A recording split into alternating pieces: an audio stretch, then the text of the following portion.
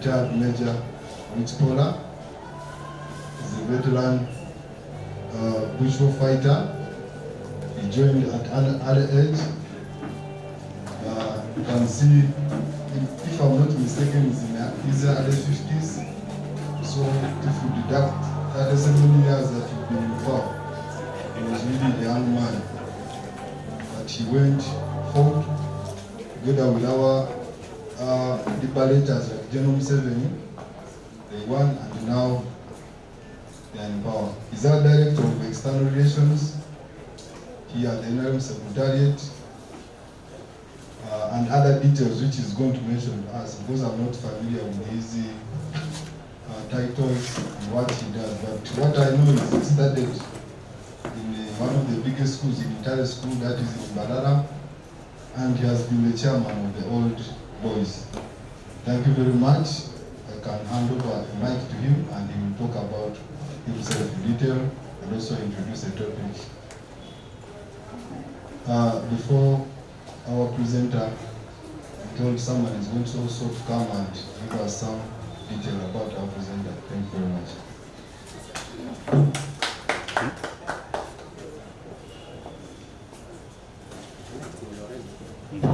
Good afternoon, everyone.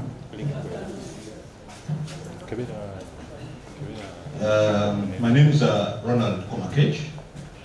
Once again, you're all welcome to our this session of the Ideological Clinic, which is also an airliner, because I think the next clinic or the next clinics will be next year. Director for External Relations, Major retired Awich Pollar. Our topic for today is then the story of the people's protracted struggle, a perspective from a Kadogo. Now, there are about 3 or 4 things there that I just would wish to break down for you. Should I repeat it? The story of the people's protracted struggle, comma, a perspective from a Kadogo. The story of the people's protracted struggle, comma, a perspective from a Kadogo.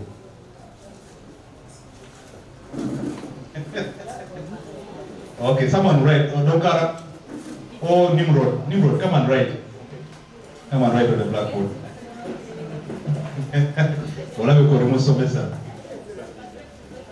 A perspective from a Kadogo.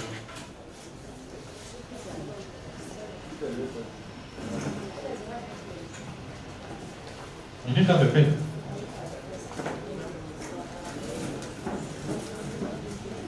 Let them write for you.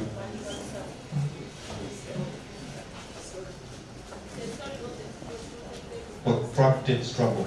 A story of the people's protracted struggle.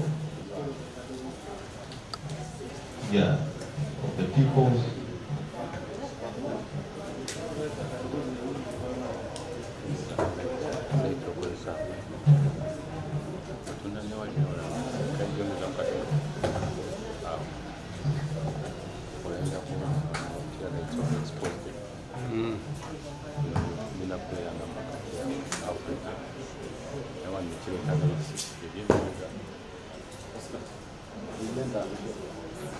Now there are 1 or 2, 3 things I want to break down for you to help you understand the significance of the title today. One is that this is mainly going to be, we have prepared this in a story form.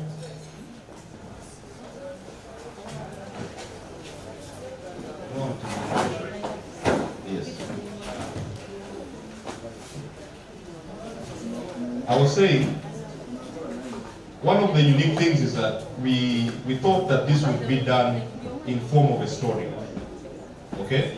But it is mainly our story, the story of the party. Okay? From its inception, how the revolution started, and where we are today. Okay? Now, that is one. But the unique thing is that you are getting the story from someone who was there. That is what is unique. Number one, the person who is going to tell you the story participated in creating the story. So the narrative is from someone who was there, but not only there, but around the time, he was one of the youngest recruits at the time. That's why we are calling it a Kadogo's perspective. But also, the other things I wanted to break down for you is that why do we have people? It is because our revolution as a party, the NRM revolution, was centered around the people.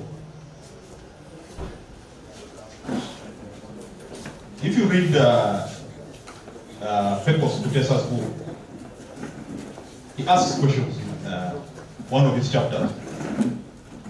That how were you getting your intelligence when you were in the bush? And he says it was the people, the civilians, wananchi.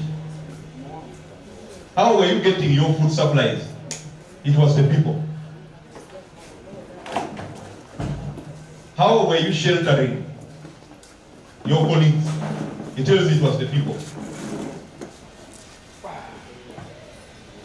So that word there is very significant, because there are so many revolutions that have happened in Africa, but many of them have not lasted, have not been significant, have not been fundamental, because they were not centered around the interests of the people. They were not owned by the people. That's the first one. The second word there that is very significant is protracted. Now, there's an essay that maybe, because we don't have another session, maybe next year, for those who are good readers, I'll share with you. There's an essay that was written by our national chairman, His Excellency Kaguta Museveni, where he was analyzing, giving an analysis before he went to the bush on what would be the approach. What approach was he going to take to deal with Okwir? And he analyzed a number of options. So many options. There was an option of a coup, you know. But then he stopped at that we were going to have a people's protracted revolution. Now, a protracted revolution is something that does not take a short time. Because with a military coup, you can just wake up one morning, storm State House, depose the president, take charge of the command of the armed forces, and you're in charge. Now, with a protracted revolution, it was very deliberate, by the way, that this was going to take time. That is where the word protracted comes from. It was going to be a long time. Now, also, many of you look at mainly the 5 years in the bush. But Awich Pollar is going to take you guys back, maybe even up to the 70s or 60s, to show you the foundations of the struggle, where things started from. So those are the two things that I wanted to break down for you. And then to briefly just do a proper introduction of our speaker today.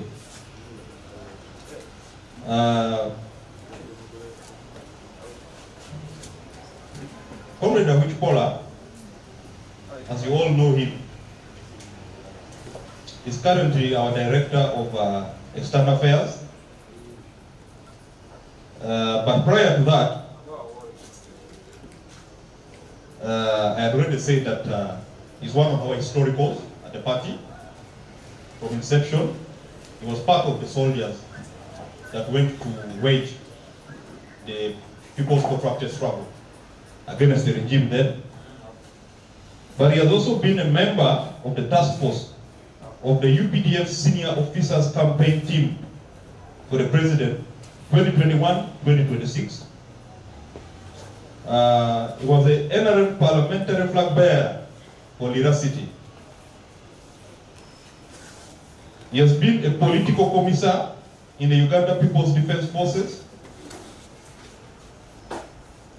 He has also been a legal officer in the National Constitutional Forum, I think, of the party. And he has been an expert at The Hague, the International Criminal Court. But he has also had a career long as a diplomat and also as a former judge serving at the UN Human Rights Committee of Experts at the United Nations headquarters in Geneva. He's been the former board chairman of the African Network for Prevention and Protection Against Child Abuse and Neglect, and is currently an associate at McMott, Kibwanga and Company Advocates. That's a law firm. He's a lawyer by profession, he's a diplomat, he's a soldier, he's a politician. 5 things in one. So that is the person who is going to be talking to you. But one thing that I like about Awich Pollar, which you people are going to enjoy, and I think some of you who were at the last clinic, you already started seeing signs of, is a very good storyteller. So you people are really going to have a good time. Sir, these few remarks, please, let's give him a round of applause. Thank you so much, Koma, for those kind remarks. Indeed, we have many things, and I think that is why all those titles are attractive. Now, this topic is a storytelling. It is intended to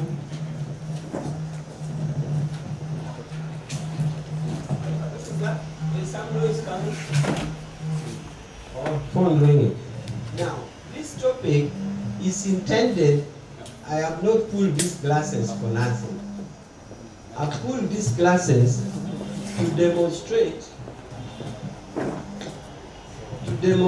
that you're going to be looking at the NRM war through the glasses of a Kadogo. Okay? You assume that the story is that many people saw the war. The normal combatants, who were really matured youth, the elderly, who formed the opinion leaders, the senior politicians like Kadogo, the Okwir, and the rest, and then the commanders, and then the children. But this story is saying, forget about the other category. See the way the Kadogo is looking at. In other words, look at it from that lens. Now, through my own initiative, I've decided to make this story even more interesting than. Okay. I've decided to make this story more interesting than Komakate thought. Why? I am not a selfish person. You have already heard all the long list that I have got in the world. I've been a world judge for 8 years, voted by the General Assembly of the United Nations. One country, one vote, and there are 193 countries. And I've been voted twice, because every Kisanja is 4 years. You are renominated in New York, you are voted again. Sacred ballot. So, I decided that I've already known. Why don't I come with a comrade, who is also a Kadogo, and we share this story. Sit down. The idea being is, this thing is online, the whole world knows. Why don't I drag my other fellow Kadogos? Am I being selfish? Otherwise, I would love the limelight, the television, the whatever alone. Why in Seriko? In Seriko, is the only Kadogo among us to have written a book. How children became armed freedom fighters. This small boy you are seeing is Muhoozi Kainerugaba. We were having his birthday in Entebbe after the capture of Kampala. You see this photo? Now these children you are seeing are us. We're having a birthday, including him.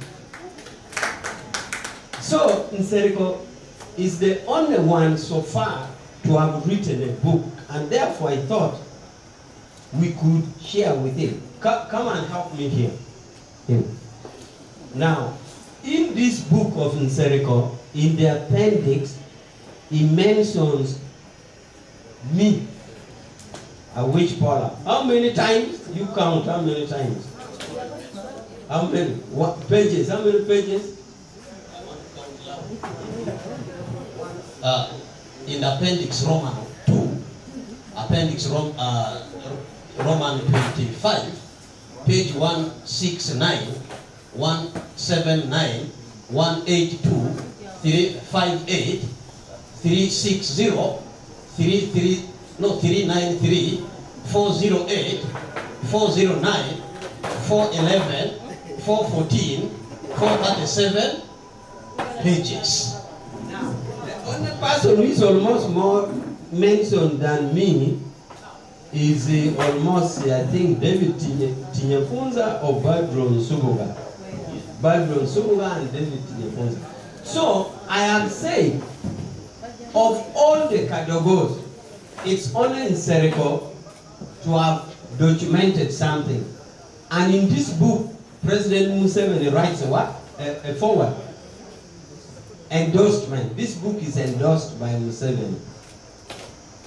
He read it and endorsed it. So, I thought detailing this story would be more lively if I shared with Nsereko, who is the only Kadogo ever to have put the story in a book. Some of us are scattered all over the world, but we have not documented something. So that's why I was saying I wanted it more interesting than Komakate thought. Komakate thought I would come and be selfish enough and tell my story. So, prepare yourself for a summary of Nsereko's book. And again, from Nsereko's lenses. Now, Nsereko, we met several times in the struggle. We first met when I was in the 9th Battalion under Commander Katabara. Remember, there was a time when we didn't have ranks. We were only calling our bosses Commander, Commander, Commander, Commander. There was no rank. So I was under Commander Katabara. And Nsereko, Katabara died. Nsereko was in 15th Battalion, I think by then Monday, eventually, since this is a story, I can tell you this, and that maybe shows the contradictions that arise in the course of struggle. Monday, when I was young in NRM, by the way, is now in exile in Sweden. But Monday, we used to, his nickname was Commander Jesus. So I don't know whether you learned when Monday was called Commander Jesus. Because he was such a good commander. And he is from Rukunjiri. But Monday went to the bush with the entire family. Later, his other brothers were Commander Butamanya, he died a Lieutenant Colonel, Boaz, he died a Major, Mutabazi, died a Captain. But this Commander Jesus, typical of the contradictions in the movement, which in my opinion with other commanders, not Museveni, is in exile. So it is a question to ponder, how does a Commander Jesus become a rebel and end up in exile? I think those of the Kazina are better placed. In my opinion, I think there was something wrong. But that shows you the contradiction that we have. Then, I met Nsereko again after 86 when the war ended. There was a decision by the Chairman High Command and the High Command and Army Council that those babies be taken back to school. We were first assembled in Umbuya. And let me tell you that releasing Kadogos from the army to go back to school was not a one-day process. It was a long process because, one, Kadogos did not want to go back to school. Why? Because we were the ones cooking food. We were the ones eating chicken. All these guys were not married. The only two people I knew in Seriko, I don't know who you knew, but I only knew two people who were married. I knew Salim Saleh, who was married to Jovia, and I knew Pecos Kutesa, who was married to Dora. All these people, including Tumuine, wedded when we were seeing. Therefore, we had the chance of cooking. So why would you go to be in classroom when you can cook kokonkuru? Why would you? So the first option was going to Mbuya. Few reported. And again, some commanders didn't want their people. He said, I don't know whether you remember that it took a long time to pull, especially Kadogos from Kayanja. Kayanja Eli. Eli Kayanja, not this other relation Kayanja, Eli Kayanja. He was so mean with these Kadogos as if they're his children. And Sefali. So going to school and sleeping in a dormitory, why would you go when there's school? So the process was one on. Now Inumbuya was too near, we're all running back. The second option was Bombo. We're taken to Bombo. Bombo was very near. Said, take them to Mbara. So everybody went to Mbara. And as I said, people reported at different times. For me, because the Kadogo school did not have an army secondary school, Kadogo school only had primary. So whenever you do your primary, you go to secondary school, depending on your grades or your interest. Me, I ended up in military school. By O level, I was a second lieutenant. Senior 5, I was a full lieutenant. Makere, I was doing law, I was promoted to captain. Because our deployment was studying, and if you were to be charged of absconding from duty, the duty was studying. And therefore, if you left studying, then you have left duty. So that was the duty now. So that's why we got promotion. So again, we were in Kadogo school with Seriko. So you can see we have been in Seriko in operation, we have been with Seriko in school. And we continue to be with Seriko for a long time. So Seriko is here. Now, about the topic. We may not cover this topic. It can take a whole day or even a whole week. Sometimes you, Seriko, will agree with me that apart from what you have written, it is, you only remember maybe as and when. Like if you meet a colleague, you remember this, or you remember this. So, being a long story, I will try to do justice that I can. Then I will let Seriko do it. But first of all, the common usage of Kadogo is a Swahili word meaning small. Okay? Kadogo means small.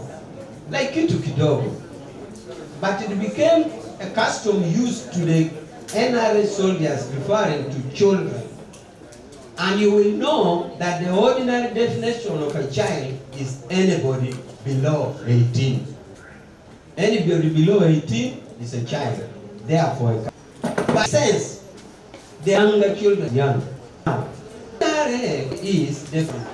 Kadogo, actually, 27. This is Kangao. Kangao is there. I still meet there. I still meet him today in Uganda.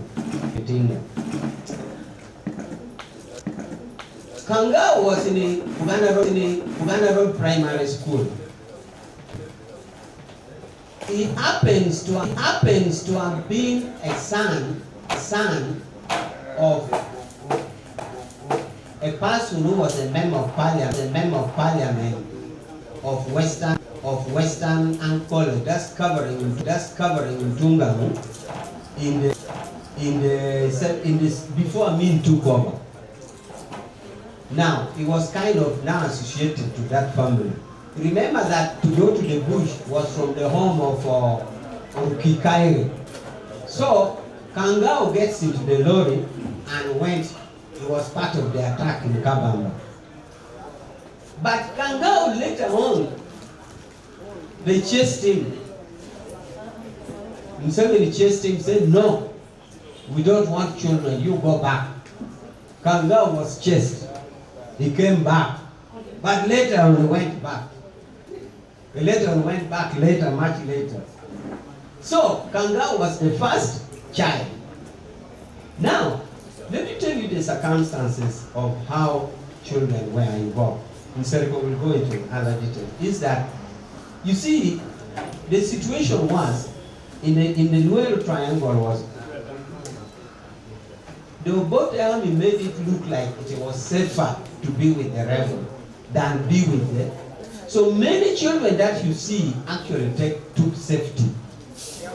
And there were really areas like liberated areas that you had no option than to be there. So I think I've told you about Kadogo. But the protracted struggle, as Komekei was saying, is a war that takes long, as opposed to a coup or a conventional warfare. You dig up trenches here, the enemy is in Kololo, you are here. The enemy is there, you are here, then you fight, then you advance. A protracted people struggle is a way which has tactics and strategies, and it takes a long time.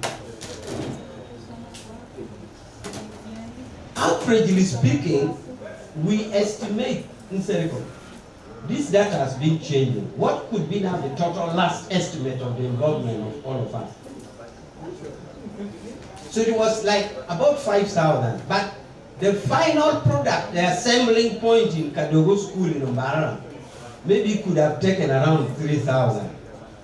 That is the ones who were physical assembled. Because even after the war, some people had grown, or some people didn't even want to assemble in Ombara, as I told you. So by the assembling point where we all met, that were properly now defined as Kadogos, where those who went to Ombara, about 3,000. But the war estimates, because you remember many times UNICEF kept interviewing us and taking data, UNICEF and back and forth. So it was estimated like 5,000 participated. Now, I like to share with you the real role, because we're saying we're looking through the eyes. There was an offer of protection during the war at all stages. The idea was protect children. Nsereko will believe with me that the children who were taking active part in battle, and many did, nearly all did, was out of all children's curiosity and interest. And again, let me share with you that the war of NRM was unique. I don't know how the wars are now. Did you know, Nsereko, that people didn't fear death? There were already people who had died, whom they would sing with their name. Did you know, I don't know foolishness or revolution, but people felt that if you died and they sang with your name, you were a hero. In real military formation, where there's operation, I can assure you, people have lost mothers 3 times. I am telling you, in, like say in operation in Gulu or wherever, do you know that there are soldiers who have lost their mother 3 times? Why? Because of the nature of the operation, he has to create a reason to get leave. My mother has died. Then the next time when the battalion commanders changes and they don't know, my mother has died. Then after some time, my mother has died. So there are people who have lost their mother.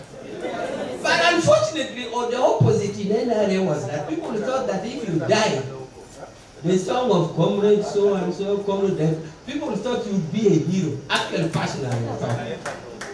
So this made children to be so much involved. in the war. I'm telling you, in the side of the, in the eyes of the. One other thing I found unique is I don't know whether you experienced this. I did not know why during operations and war, or even advance, I did not see the logic behind a big commander making me a Kadogo carry 2 guns. You know why? Why I'm saying this is that you are in war, or many commanders prefer moving with their stick. Okay? Now me, I'm a young person. I have my own rifle, and again the rifle for a commander. So me, I thought that since he's a big man, he should actually have carried mine. You understand? But no, it is you who carries. But anyway, that was the practice, and we had no problem with it. But right now, I think he said, but why was I carrying? Because me, I was an escort throughout. Why was I, like I had Commander Saku, one time I escorted Commander Saku. He was a very big giant. I said, but why couldn't Saku carry his rifle plus mine? Why was it me to carry his again? Now I'm carrying 2. So, these were real circumstances. I'd like to share with you this. Personally, my personal experience. During the struggle, I have thought that this thing of spokesperson, you hear spokesperson of this, a spokesperson of that. I have always thought that I'm the one who started spokesperson. You know why? I am from the north, and you can see and hear my accent. The majority of NRM were Baganda, Banyankole, Banyarwanda, and later Toro and Bunyoro. Now, I was young. If you ask for food and you're a Munyankole, the early Tumine and the Amanya Mushega would jump on you. Did you come here to fight? Did you come here to eat? Is that what brought you? Now, it turns around that when I ask, they would handle me with kids' clubs. Because I was small, I was from the north. Now, shortly, the Banyankole started passing through me. You ask for food. You ask for this. So this is why I'm saying, I think I indirectly started this thing of spokesperson. Before I knew, I was the spokesperson.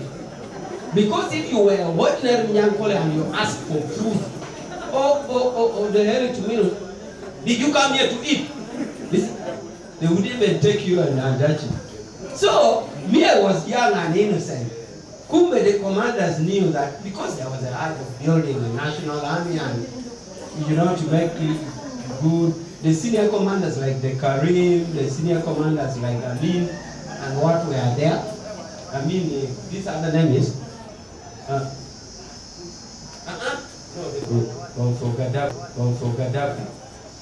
they say Izaruk was a commander of the medical unit because there was a hospital where Dr. Bata from the north was the first doctor, followed by Kiza Besti and Dr. Baingana in Rwanda. They were the only 3 doctors. Dr. Bata, Dr. Kiza Besti, and Dr. Baingana. Nyarwanda died in the war in Rwanda. So, Izaruk was the medical commander. There was a mobile medical hospital. So you needed a commander to protect the patients, otherwise the enemy would come and kill the patient.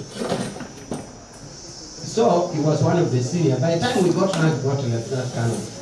Karim was of course the senior commander. Let me share with you this also. In the bush there was a time of recording guns. Those who are, if you have gone to lay ambush and you recovered a gun from the enemy, it was being recorded. So for a long time, Karim was the one who was leading in getting rifles. Karim was only overtaken when Masindi was attacked, and it was a big barracks. It was counted on Saleh. And yet Karim was also involved. Said, but we all there say, it is written on the commander. But Karim is on record for having collected the biggest number of rifles. So this I should also mention to you that in my eyes, it shows to you that this struggle was a Ugandan struggle because the head of medical was a Madi, Dr. Bata. The person who collected the biggest number of rifles was Karim. And the commander of the medical unit was Zaru. The ideological was somebody called late Ondoga Riaman. He died. He wrote a book. Was such a brilliant person. At one time he was in some unit in a hideout, and there was an underground newspaper which you even write with your hand, but would be circulated to other units. So Ondoga wrote a piece, and Museveni wrote it and sent a unit to go and bring in. So they had to bring Ondoga to Museveni because he was such a brilliant person. We really miss him. But he died when he had written a book. But he was such a brilliant person that he contributed to the development of ideological training in NRM, the political education and the commissar. Did they say more? I can comment a word or two because some of us grew up in his hands. We are telling stories. Ondoga was such a brilliant, a genius, that he literally knew everything. For example, if you ask him the customs of Okwir and Busia, he will tell you the customs of Okwir. Even if you woke him up and ask him about the 7 ancient wonders of the world, he will tell you the Hanging Garden of Babylon, the Great Wall of China, the Pyramid of Egypt, and everything. Practically, later in Entebbe, he had a home in Entebbe. So I went to visit him one day, and I think I shared this story. And I asked him who was the head of his family. Because there was a photo behind him, which was saying, Jesus Christ is the unseen guest in this home, silent listener. I asked Ondoga told me straight, he said, I'm the head of this family, but it looks here, some people think it's Jesus Christ. Instantly, whatever. But I am counting that Karim, the chief collector of rifles, Izakuru, who was the commander of the medical unit, Dr. Bata, who formed the medical unit, joined by Best J later, and Ondoga, the ideological, is the one who led the ideological until he died. So he's the one who strengthened the formation of political commissars, secretariat, and commissariat.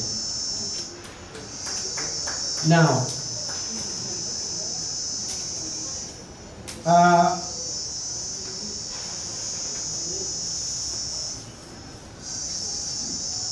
therefore,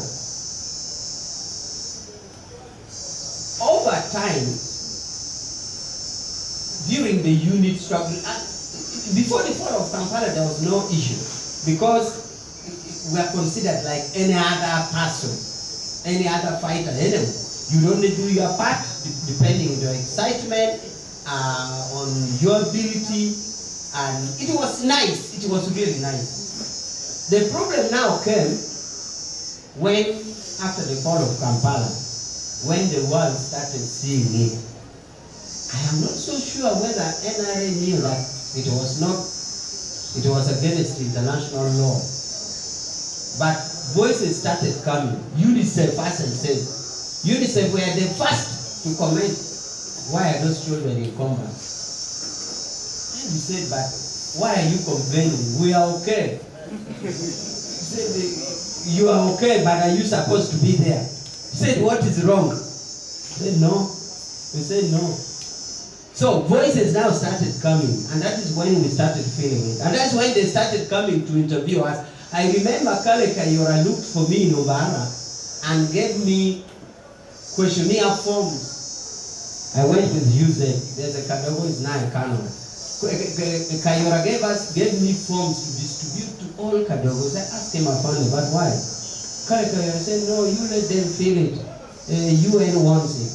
That's when we smelled that there was something now. Because we now started being interviewed. Why did you do it? What? How are you? Psychological? Are you okay in your head? But maybe they had a point, because I'm not so sure. The funny thing is that you don't know you are mad until somebody says you are mad. So the feeling that we could have had traumas during the war and we are mad is high. So do you think I'm mad? Because it is you to tell me. I may not know I'm mad. But we have had that problem. For example, we were 9 Kadogos in entire school. Our fees was paid by the army. We were getting salary. But out of the 9 Kadogos in entire school, 9 or more, or Tusoke died, or Jackson died. Jackson, there was another who later lost a leg, a Mutoro. Jackson died. Kitafuna died. About 5 died. Now, I was thinking, if that was the sample, then maybe there's something wrong with the history. We had a Kadogo who was in Mbara High School called Kiwanuka. Kiwanuka simply left Mbara, came to Kampala in a hotel. I think committed suicide. They just found him dead in a hotel. So maybe those who were saying UNICEF was right. So we now started to see issues after the war. But for us, who should have been victims, we never raised any finger. We were okay, we were right. Actually, complaint now started coming much later, including now. Because including now, there are others who feel they are not blessed, who feel they are, and also these are many people who did not properly complete school. Because even in Umara, life was different. Because you're sleeping in a dormitory, except those of us who went to boarding schools. But if you had remained, like a big population, like about 600 were in Umbara SS, that means they had to stay in the barracks, go to school every day, and life wasn't easy. So those did not have good welfare system, and many did finish school, and they are complaining. But also, I think at a later stage there was some policy I thought was wrong. Our commandant of Kadogo school was called Ndema. He believed that Kadogos were being stubborn. So at the end of every academic year, he would weed out Kadogos to go to Kabamba for training, to be military proper. Now my question is, if these were his children, his biological children who had failed school, failed exams, where would he take them? Do you throw your child from home because he has failed exams? But that's what was being done, and I think that's a big chunk of Kadogos who are complaining. Because you would come back, because during holidays you come back to the barracks, and they said, bring your report, let a report happen. Let a report here. And they look at you, Kabamba. As if Kabamba was a punishment. So I was now wondering, if we were biological children of this man, the commander, would he have chased his children because they failed exams? So that's what happened. Now, I want to give Inseriko, to give an in-depth, especially combat issues and any other psychological, whatever welfare. But I've just mentioned these key points. Therefore, I have tried myself to say children are involved at many stages, starting from Kangao. I have told you the settings and the liberation areas where children got involved. I've told you their welfare. I've told you the protection.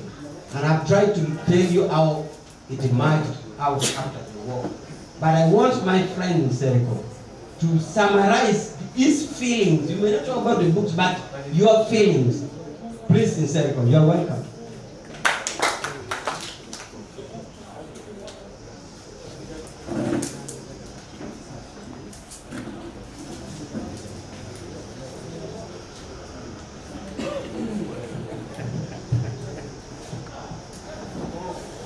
Special day.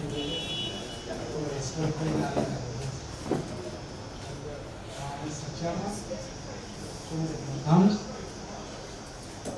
I feel so honored to be addressing this distinguished gathering.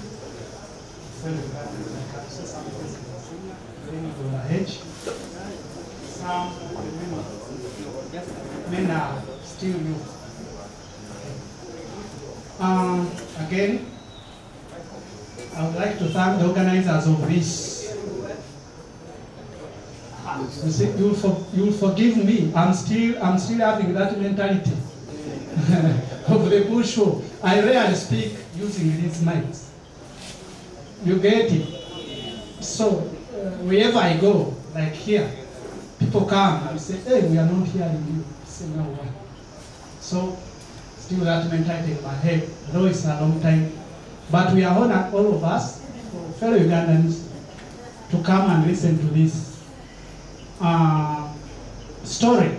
Again, I salute Afande Major Pollar, Awich, comrade in arms since we began. Like he said, we met when he was young, I was young. We met again and again and again, different stages of the struggle. And still today, we are together. And it is almost coming to 40 years. So, and we are pushing the agenda. Me and him and the rest you hear about, we are pushing the agenda of the revamption of the NRM Kadogo's history. And I salute him. Let me give you a story. In 2016, November the 17th, His Excellency the President actually get crushed. He had not invited us officially. But Mr. Rwabwoni said, no, the Kadogos have to meet the President. We had walked around Kampala to where to meet the big man. But people were saying, So, eventually, Mr. Rwabwoni, the son-in-law, takes us to the President. We get crushed. I'm with my senior here, is my senior. We have a committee of other 6 people, the former NRM Kadogos, we enter State House. But the rest of us, the others, they wanted to usurping my powers, because I was the chairman of the committee that had gone to State House, but they wanted to usurp my powers. And then he comes in, he says, no, Nsereko is the chairman. This one here, he stops the rest. Nsereko is the chairman, we are going to State House, and it's the chairman is going to address the President. So he calls me, walk ahead of us, you are the chairman. So Major Pollar has been standing with me through all trials, and he has been standing with all Kadogos, and he protected me and I addressed the President. And yet my story was the most interesting story to the President. If these people had taken over my powers, the President wouldn't have been interested. You get it? So he even told me, Nsereko, can you please sing for me a song and mtutu yangu? Tutasonga na mtutu. We are going to advance with the barrel of our gun. So he sang to the President, and the credit goes to him.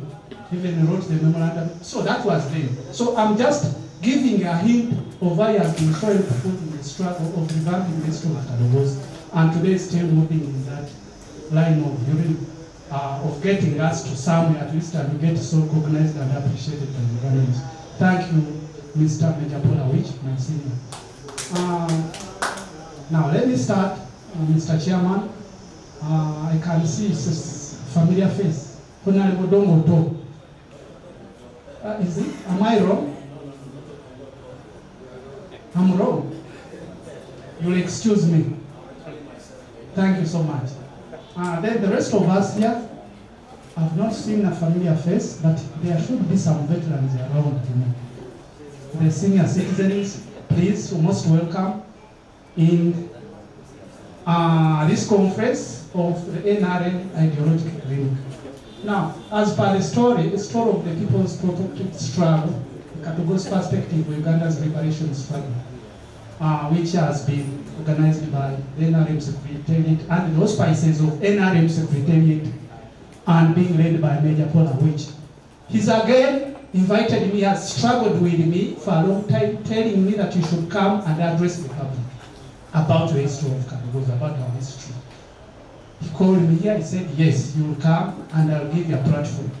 So I'm here because of him. Again. I didn't even have transport, by the way. I said, now, me, I'm a villager. You see, my castle, my maize has not yet dried.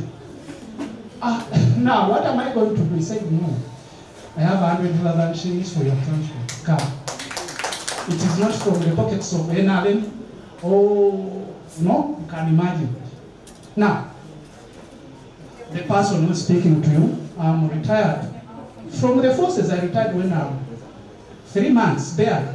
3 months to make 20 years. I retired when I'm 19. Short. 3 months short to make 20. That is 1994. Mbara Kadogo School, I left him there. But I had gotten tired of the forces. I said, I have to desert. I either go back officially or I desert. So, lucky enough, I got retired officially. So, at the time of retirement, I was a corporal. But later on, I'll tell you how I became to be an honorary lieutenant today. My name, like he has been introducing me, so let me say, should I say corporal or honorary? Now I think I am honorary lieutenant. Mr. John. Thank you so much. Mr. John Mutumba, former NRM Kadogo. I joined, it was not joining. I wouldn't call that joining the NRM struggle. Because the Kadogos in the bush were not conscripted. We are not conscripted. That's a lie. I had an interview with the BBC, and they were forcing me to tell Ugandans and the world that we are conscripted by Museveni. By Museveni. I told them, no, you are wrong. Why did you call me for an interview if you want to force words in my mouth? I was there. Where? There. I'm telling you what I saw. We are just protected from being killed by NRM. And I can testify from deep down my heart, not by trying to make Mzee look good, that if there is any guerrilla war that involves liberation or freedom fighters that has ever protected children and wananchi from being killed, it is NRM struggle. It was the priority. Wananchi. It was the most important thing. Wananchi. The president Mzee alikuwa arusuwe, alikuwa hawezi. He couldn't allow us to fight in a zone where the civilians. He would say no. Take them out. He gives them the escort to Pollar, then come back and fight without any civilian around. I'm not going to allow that. Then the General Funzes and the protesters were saying, no, Mzee, let us fight. They will find their way out. He said, no, I am the commander. So that's how he protected us, the children. We were helpless. They killing us, they killed my sister. That is a long story, which I wouldn't go into. But you will get to when you buy a book, you read about it. So I get to join the NRM like that when I'm 8. I was 8 years. 1, 2, 3, 4, 5, 6, 7, 8 years. In 1982, in July, in Kabarega unit, which was under General Mugumi Joram, retired today, in Bikoi. I started by fetching food for the gorillas. They had camped on our land, on my grandmother's land, my grandfather's land. So me, I was a kid. I said, now who are these? I see them with guns. Who are these? But we are hearing that there is a certain man called Okwir killing people. And these are saviors. They are led by a certain man called Museveni. And I was asking, where is Museveni the savior? So That's how I started looking at gorillas. They came, they put a camp around on our land, so I started fetching food and a family for the gorillas. That's how I went into the system. The rest is a long story that I can't go into now. It's a long story. It is detrimental to sleep. It's very detrimental to sleep. You get it? But only that during that time I survived. I survived through 2 ambushes, and my colleague, a fellow Kadogo, who was almost of my age, was about 10 years, was captured during the Bondo Boys. They called themselves Bondo Boys or West Nile Boys. Others were from Kanyonyi. That is the 1982 offensive against us in Rwabwoni. So I survived that, those ambushes, 2 of them, and the fellow Kadogo captured and was slaughtered. They stabbed him in the neck, and later they sprayed his body with the bullets. They captured him from within 50 meters from where I was, because I was behind his back in a forest. So when they saw him coming out, they couldn't enter the forest, knowing pretty well that the M7 is going down. So they could lurk around. So when we were trying to join our colleagues, they saw him, they called him ahead. So they didn't know that I'm behind him because I was short. But I was in his body, like this, on his body. So I was seeing through the openings of the canopy that, oh, there they are. So they called him. I don't know what was wrong with, maybe was it the age, maybe was it the time was already, time for dying was, calling. So he goes ahead where he has been called. So I said, oh, that one is now gone. So I moved back like this. As I was going ahead where he has been called, I moved back like this. So eventually, after about 2 meters, I crawled like a soldier. I had gotten some warrior training, right? Then they called him ahead, they captured him. I ran through that ambush. I get into another ambush where I tried to escape to. I survived them also, and this one was killed, he was stabbed in the neck. And that is the story of Kadogo. Like I've said, it's a long story. But like Afanda Awich has told you about combat in the bush, if there is any Uganda, or even a Jenu, or even Jerusalem, or even Mzee, even if Mzee comes here today, and he doesn't mention the name, the participation of Kadogo in our struggle, he will be so unfair. He'll be so unfair. The struggle that brought peace, we enjoy today, that peace was hugely contributed by children as young as 8, 10 to 16 years. But our name has never been sung. But for those of others, has been sung. I'm not going to go into that. But we are trying to fight for that history, me and him. You get it? Now, in the bush, Kadogo participated fully, but at the beginning, 81, 82, until it became so tough, around 1983, like he said, we are learners. Kadogo's learners in the army, in the NRM army, the learner is that person who was cooking for the senior commander or for any commander. You cook for him, you wash for him, you even, that was our work, Kadogo's. Initially, you cook for the commanders, you wash for them, you go for these small ambushes, you recognize things, you see. But this is the importance. I will mention about 4 incidences that decided the fate of this struggle to be successful. 4 or 5, I'm going to give you instances where Kadogo decided the fate of the struggle that made the NRM to capture. After he had beaten out of Buremezi, Tungoma, and Singo, Oitojo had really overwhelmed the NRM and we couldn't believe that we were going to survive because it was such a heavy offensive. against our forces. And Mzee tried to go and attack Kabamba. That is Kabamba 50, and it flopped. He couldn't allow that attack to go on. So we come back after the flop. And we in this area, no arms, no what, no food. So the struggle was really flopping already. So Mzee sits with the commander, it's the high command. He says, no, we have to attack. We have to show Okwir that we are still alive. We have to attack a very, very, very big institution, a very, very big military garrison to send the signals that we are still alive. So they planned to attack Rwabwoni. It took about 2 months since we had taken out of the troops. But do you know, the people who elected Rwabwoni unit were children, Kadogos. I should have come with one here, he's still alive. But today, when you come across him, he rarely has a mutwaro of 5K to buy himself food. I admit him.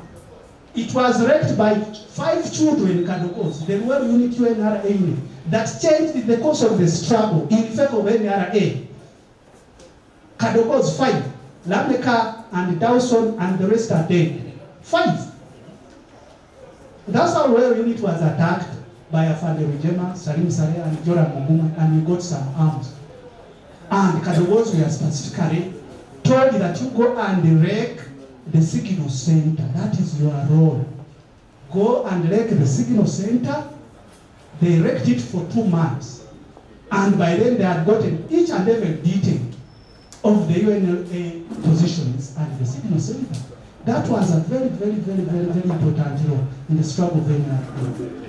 The second one, the hero of the struggle, General Salim Saleh, as people say, or as we know, when he was shot at Bukarabi, his hands both were shattered.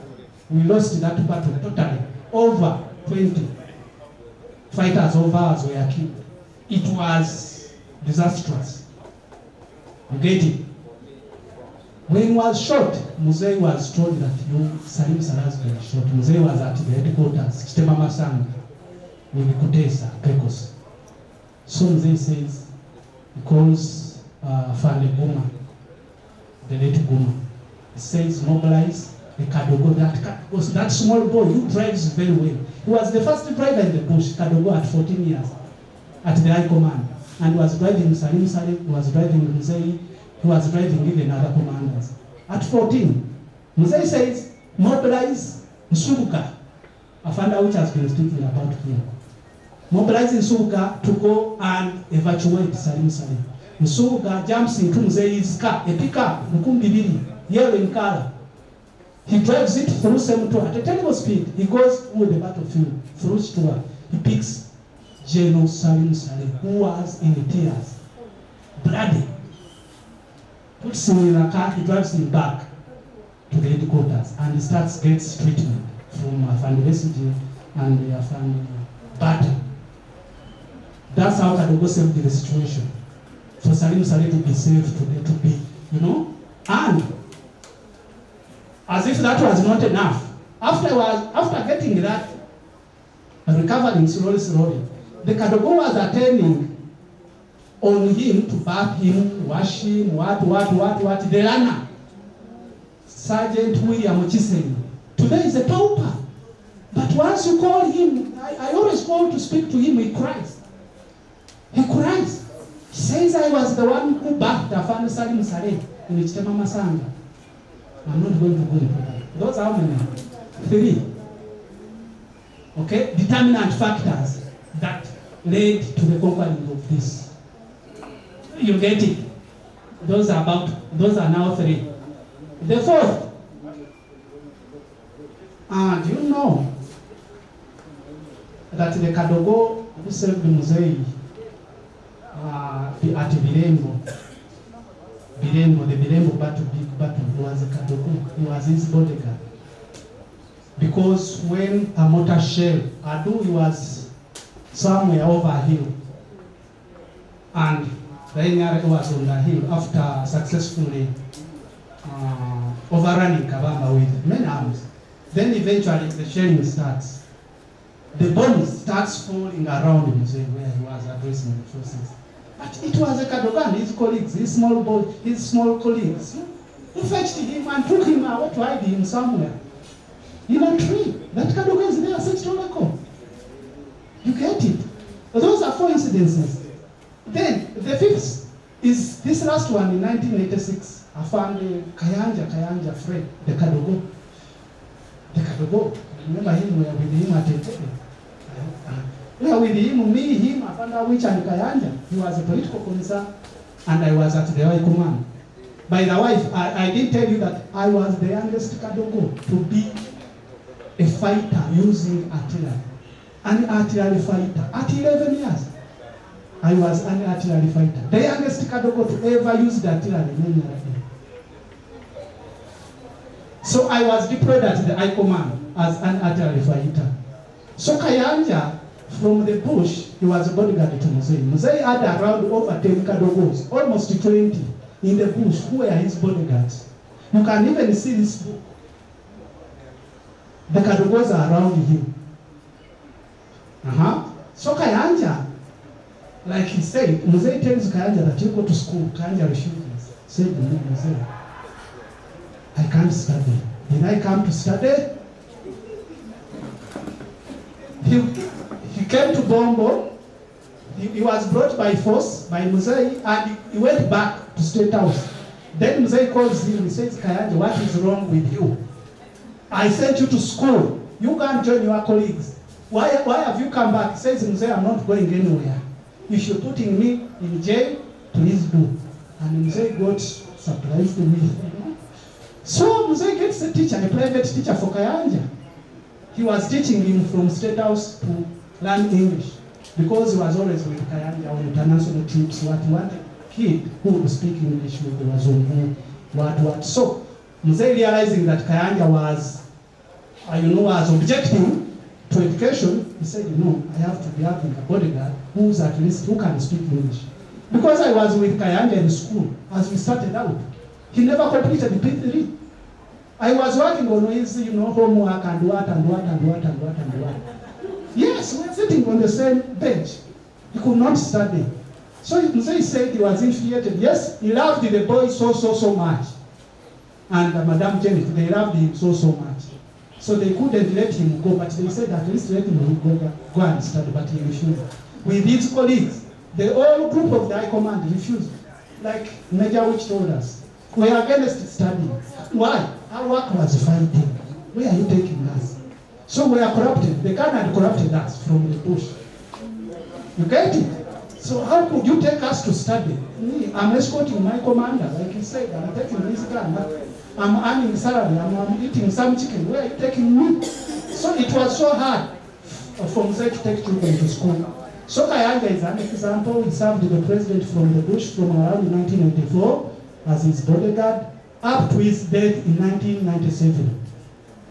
But Kayanja saved the president on many occasions. It is from the Mzee Museveni's mom, as he was speaking to the mother of Kayanja, that you can't weigh Kayanja's loyalty with this means and he to balance his weight. You can't. There is no weighing scale that can really measure Kayanja's loyalty to me.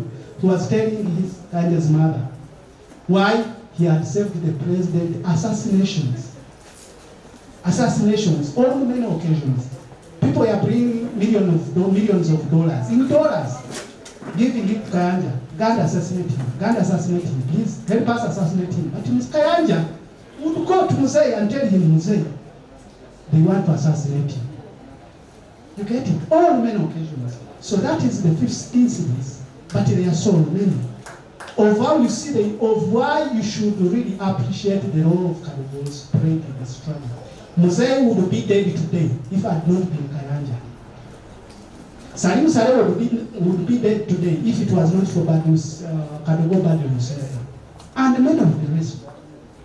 But here we are, apart from this gathering, which has organized, not so many such gatherings have been organized in our favor to express, to talk about our stories. But since we are disciplined, we are highly disciplined, we are disciplined from the bush. You've never heard of the Kadogo raping, never heard of the Kadogo, former Kadogo stealing. You've never heard of any Kadogo chopping someone's head, like this young generation is doing. Some of them, I should not generalize. We have that discipline. We keep a low profile. We keep a low profile. But we are senior fighters. We are senior fighters. We are senior fighters. But we keep, because of that discipline, you get it. So I would like to observe and Awich again that at least slowly by slowly, we have started giving out our stories to the gathering like this one now. Now, another thing, at least I've mentioned a bit of the battles in from the bush and what the roles Kadogo are doing. You could see attacking Kabamba, there were over 200 Kadogos who went and attacked Kabamba with Jerusalem, Syria, and Pekos. Over 200, almost 300 of them. And it was a successful offensive where we recaptured the locals.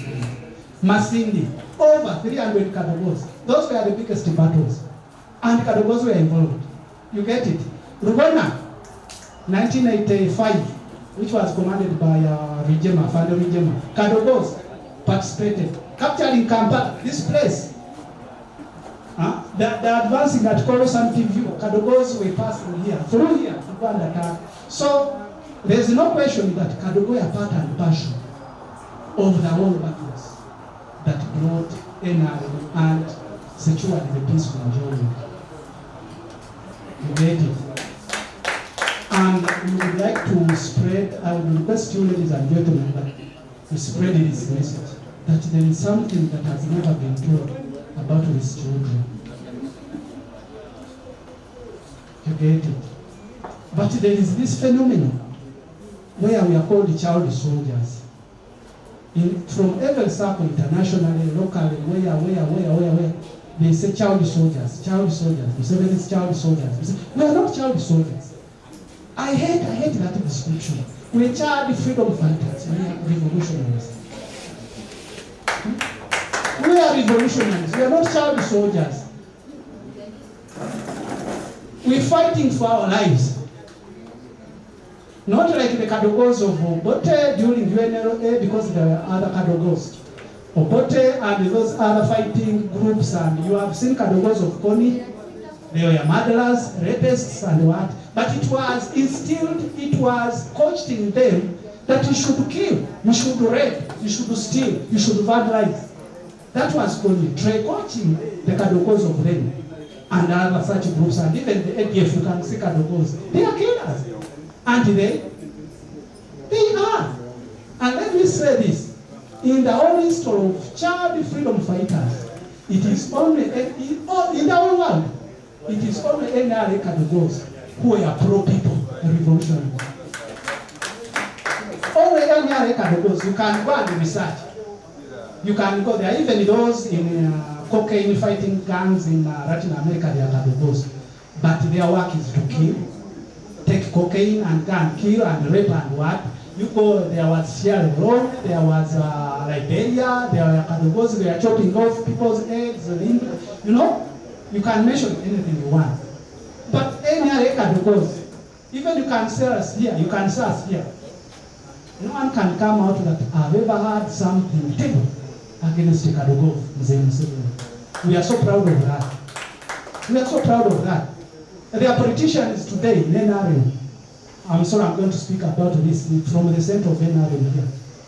Yes, they are there. You get it? But we are in the villages. We are digging. They are driving big cars. But we say, oh, it's okay. We are not all supposed to be. Yeah, we are not all supposed to be officers in the government. Our role was to fight for freedom, and their role is to live. This is our profession. You get it?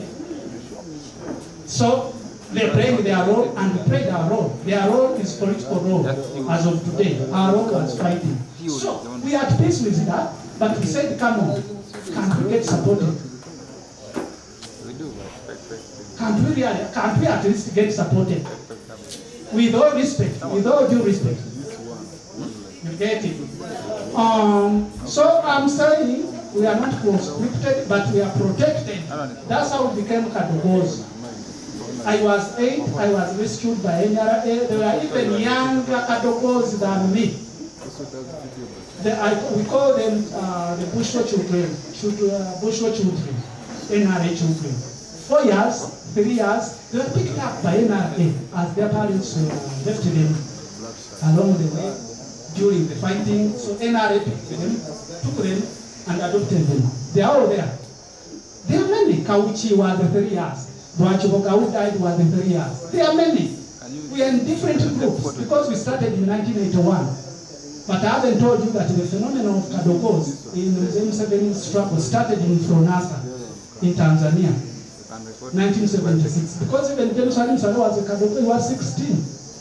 To go in Mozambique was 16. We should start with him. Then there are other Kadogos in Fronasa in Tanzania. I met one at State House some time back. He was claiming for his due given what privileges by the president. He had moved around for over 10 years. You can imagine. To be given 50 million shillings that were assigned by the president to be given to him. So he comes over and he says, I've been directed that in Seriko, his son actually, in Seriko, you are the commander of Kadogo. I said, the commander? Me? Said, yes, I'm told by State House that you are the commander around, you are commanding our history. I told him that maybe I send you to a family Major Awich. Yeah, he's the one who has never been a judge. And he's the one who is at the NRM secretary. But you know, as God is always providing within our abilities, I said, okay, let me take you somewhere. Take him to Madame Kaboyo Alice. And Madame Kaboyo solves his problem. He gets 50 million shillings. But it was too bad for him not to give me even 10K of that. But I was proud of what I did. I was proud of God's mercy on him, which something I'm still proud of today. Because we as Kadogos, we are partners. We are not here to beg around. We are not here to beg for payments and what. No, we served on nothing. We served on totally nothing. Totally nothing. Not like today. If one is not paid, he's not going to serve. But we served on totally nothing. And the first salary in NRA I got, I was 11 years. As we are being paid with him, he was in 31st Battalion. We are wondering, what is this money for? Why are we being paid? But someone, you see, is it because we are ignorant? Is it because we have that push mentality? But we are wondering, why is Muslim paying us? We fought for freedom and he is here paying us. Another Kadogo Chonto was 10. He had to quarrel with Father Manya Mshekata. I'm not going to sign for this money. This is a bribe. They are bribing me for what? Then Father Manya Mshekata tells me, no, you are not a government soldier. You are supposed to get paid. He said, no. He said, told us we should not take bribes from the bush. This is a bribe. How sure are you? So that's what we are. We've been in the system, not on money. You see? Not like today. You've been in the system on patriotism, which we still exhibit today. Me and him, we serve people. They come running to him, but he would ask for millions and millions of money, but he asks free of charge. I want free of charge. So that is the Kadogo perspective of the struggle. You get it? And I'm saying people should at least forgive us and they shouldn't call us child soldiers, but child freedom fighters, revolutionaries. I thank you so much. Thank you, Mr. Awich. Thank you very much. Lastly, this book that has been shown to you by Awich, it was the first draft. It had about 365 pages. But we had to work on another one, which is 512 pages. We are going to launch this book on 26th of January. You know why it is on the 26th of January. You can imagine. Because our history has never been celebrated in Uganda. And no one has come out to speak about Kadogos being celebrated. But we are working on it with him to celebrate our history. Requesting the public to come over and be on that occasion and buy this book. It is 512 pages. Each information you need, something that we have not spoken around here, it is in this book. And if you want a copy now, it is at 100. It is expensive. You forgive us for a figure. Printing it is very, very, very expensive. But please, Afanda, which is the chairperson of the organizing committee of the occasion, is going to be informing you. And please come and attend and witness the history and see those youngest Kadogos ever in the history of our struggle. Thank you so much. Thank you so much, Comrade Seriko. As you have seen the topic, the struggle in the eyes of the Kadogo. I told you that the idea was to make you know how Kadogo saw it. So I want to pick a summary in that in the eyes of the Kadogo, it was worth it. It was worth the struggle. In the eyes of the Kadogo, it was well executed. In the eyes of the Kadogos, the suffering was sweet suffering. And in the eyes of the Kadogos, they wish the struggle to go ahead. Now, one thing you will notice that specific incidences that happen. As I told you earlier, we just need to remember case by case. Otherwise, you can't narrate incidences. There are very many incidences. And that's why I thought that we could look at it from the institutional framework, the thematic concerns, than incidences. But it's good that incidences illustrate cases like Seriko was saying. Let me comment a few things Seriko has raised. The State House incident actually talks about my character. Because when Rwabwoni took us to State House, the thinking of the Kadogos were that I am the leader. And yet we had had an association where Seriko was the leader. I could have chosen to be the leader or something, and indeed I was a leader after. But we did it deliberately because, first of all, Seriko was the initiator to bring people together. So after bringing people together, the association was existing.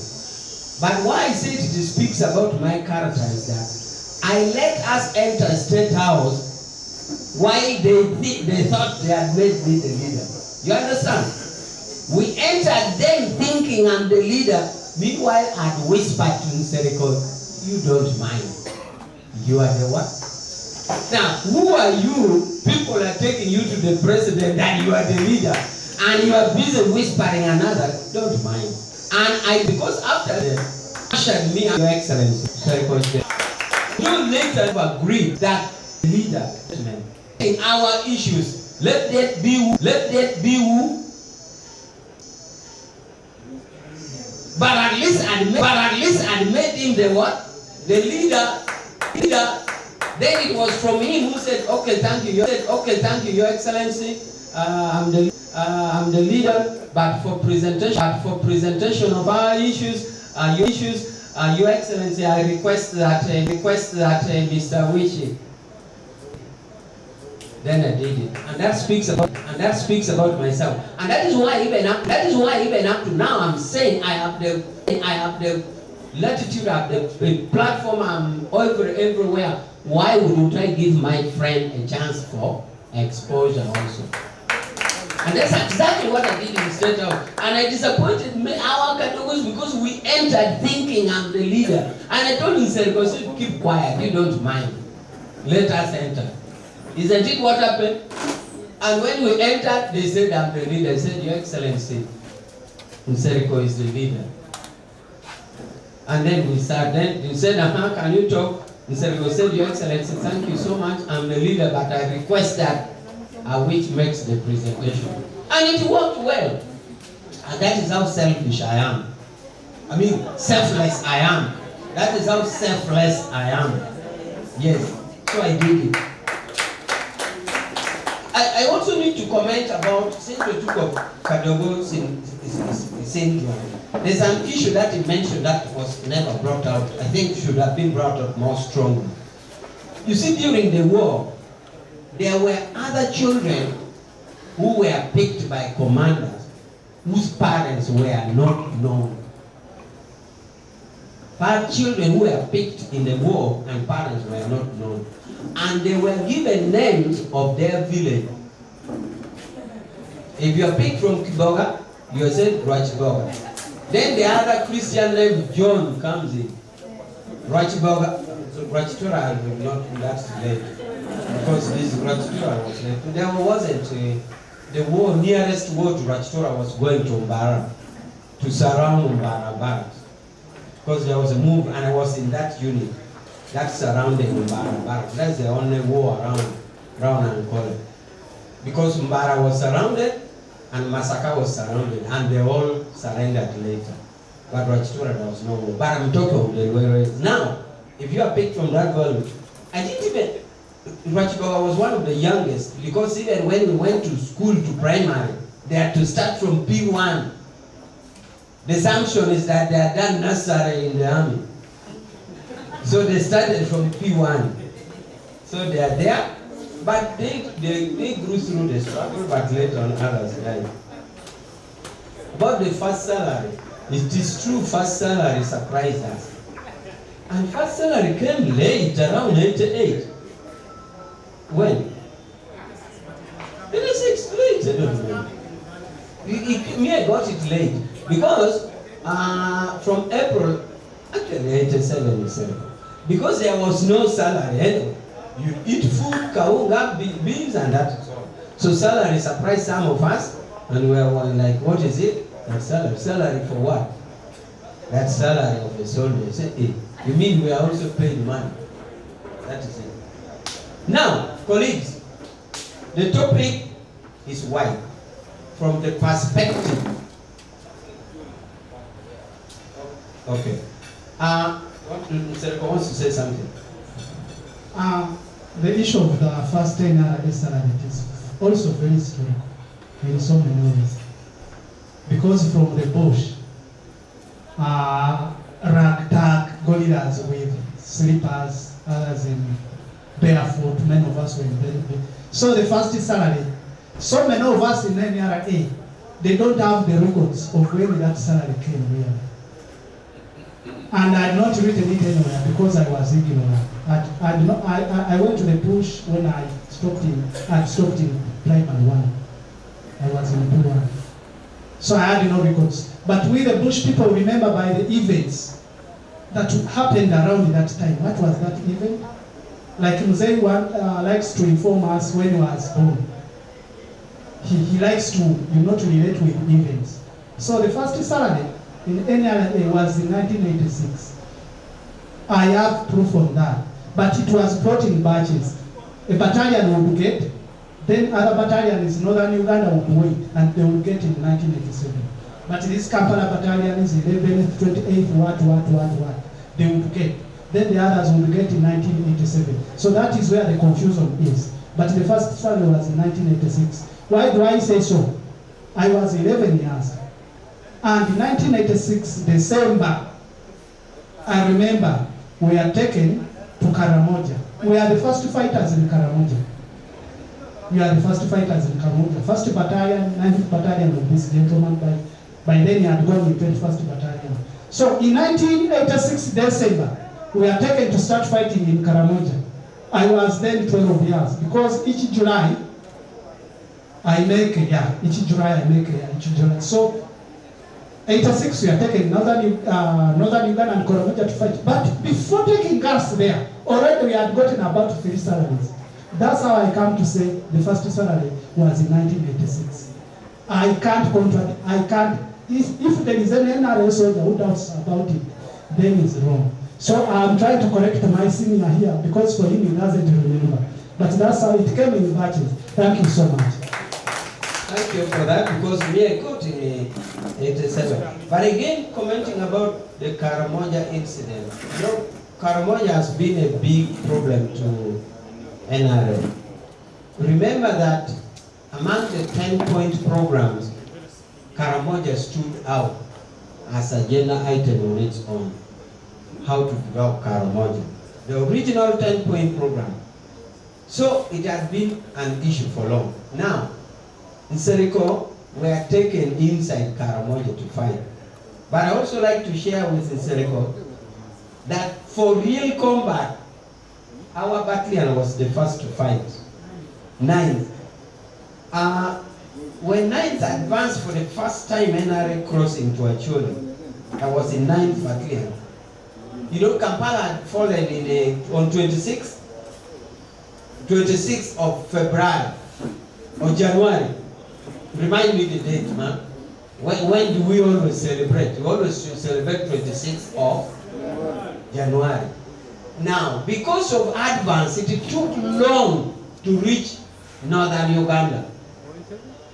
In areas where it was not tarmac, somebody had to physically move with a mine detector ahead to smell the mine. Meaning that you couldn't move by a lorry, you couldn't move by what? Because somebody had to physically, because there was a fear of landmine. So somebody had to walk ahead. So all the movement was by foot. So you can imagine from January, nearly around May is when NRA was entering the north. What had happened? Karamojong had rampaged the whole area. Because the Karamojong that we fought had taken cows from Gulu. They would take like 2 months moving with cows because there was no government. Kampala had fallen in January, February, March, April. So they were like running a government. So when they came with cows, they didn't even know there was NRM. But we had a big unit. 9th Battalion was one of the biggest. We had A, B, C, D, E, F, G, H, I companies. I remember the last company was I, and each company had about 200 or 300 people. So it was a huge battalion. So when they came, we engaged them and beat them and got many cows. And to give back the cows, the civilian, it took a long time because sending message to Gulu to come to Agado itself was a problem. There was no communication, so we kept the cows, but we were told to eat the goats because the goats we couldn't keep them. Personally, me, I was an escort of a commander. I put goats in the house. I had so many goats because they said these goats can't be kept.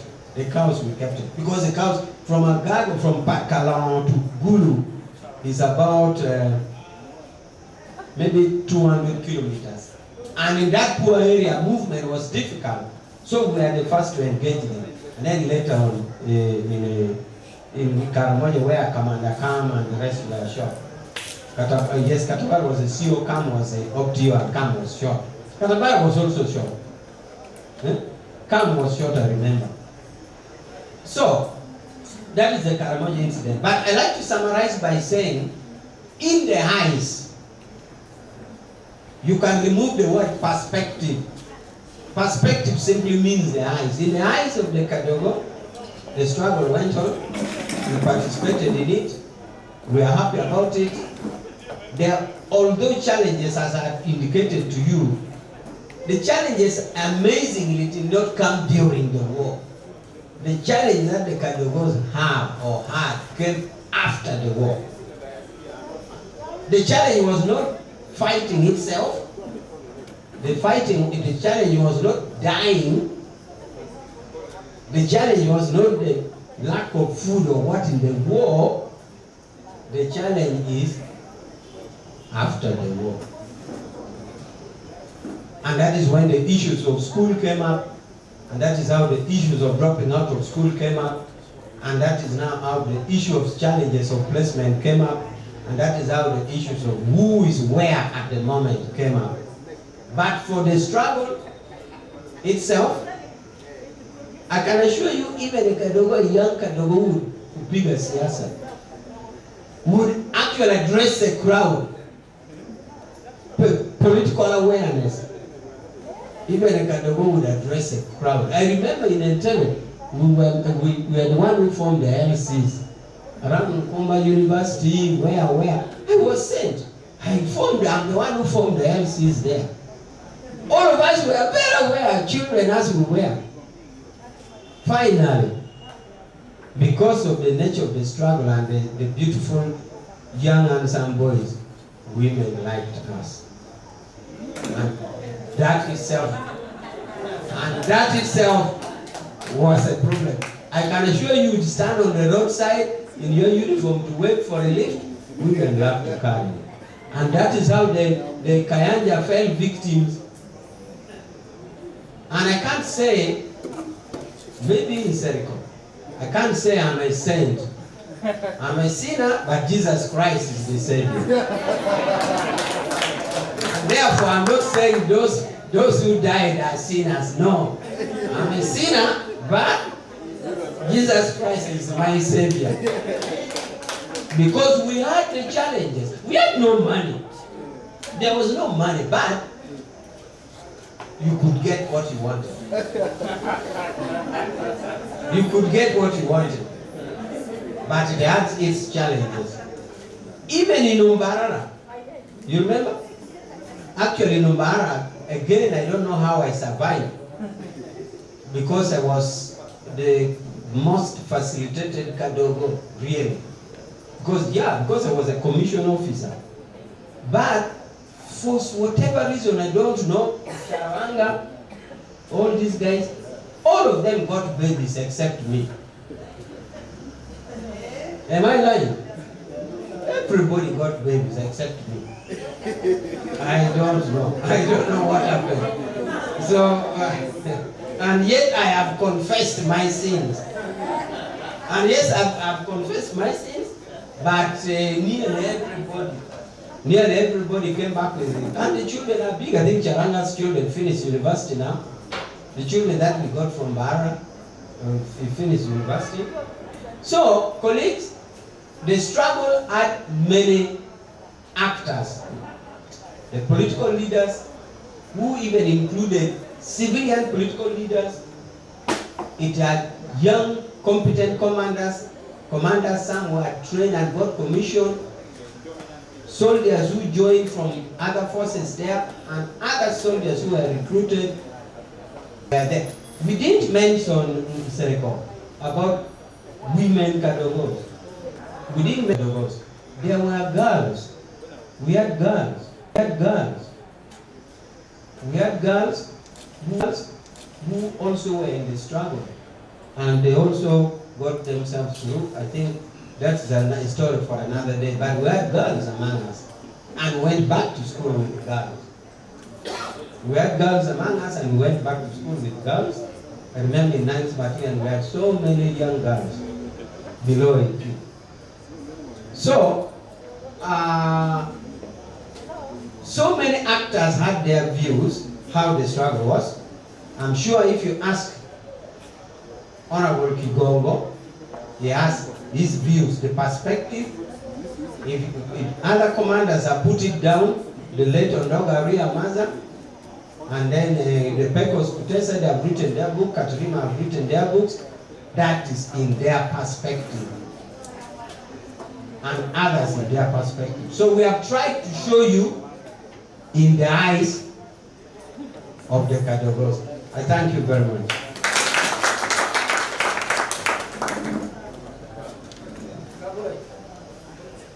I hand back to you. Yes, in case there are some 1, 2, 3 questions, I'm going to hand over the mic and ask in shortly. Thank you very much, my senior.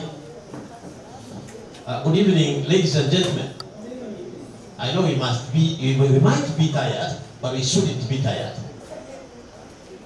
My name is called Matua John Richard. Some of you could have seen me on television defending the party and at most defending Uganda. I'm very grateful to hear from the Kadogos today. Actually, I made sure today I should be here. I am the Chief Executive Officer of Organization for Transparency and Advocacy Uganda and one of the leading aspirants for the National Vice Chairman position for SEC, NRM for Northern Uganda. So it is therefore very imperative that I talk, my brother. First of all, I request you to join me and clap in 3 factorials. I don't know whether you understand 3 factorials. Do you understand it? 1, 2, 3, 1, 2, 3, you send in their direction. So I first said asante sana. Then you say asante sana. Nyongeza tena. Thank you very much. Now, I was deeply touched. I'm deeply touched, especially when the other former Kadogo talked. One of the mistakes of national resistance movement is to forget its champions, its heroes. This is something I want to go and fight for in Central Executive Committee. It is very obscene in my description. It must stop. Echimala, enough is it? Enough. How can now such people be paupers? How can they fail to have a meal? And you want to say it's okay? It is not. So, therefore, I request that myself, at the break of the year, I will want to meet the Kadogos who are struggling. And we discuss how we can move forward and we can solve this problem. Because it must be solved. It could be one of the reasons as to why some people use them as an example to denigrate the party, to laugh at us, to laugh at the people who support NRM, which shouldn't be the case. Now, former Kadogos, with my senior here, Major Awich, Major retired Awich Pollar. He's my brother, by the way. You can see, the people who liberated this country we are younger people. The people who liberated this country we are children, to say the least. But there's another liberation we must make of this country today, from endemic corruption, obscene corruption, that is collapsing the government, that is collapsing the party. Then I'm asking you, the Kadogos of today, what are you doing in that direction?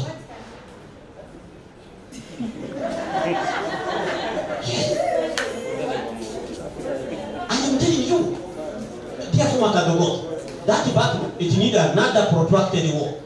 In fact, it needs another thing. Just yesterday, but one, over 30 MPs and the 5 ministers were headlined on New Vision for being responsible for eating the money for compensating the cooperative union, which is for the downtrodden people. Should we call this, should we sing glory? Should we sing hallelujah? Echimala?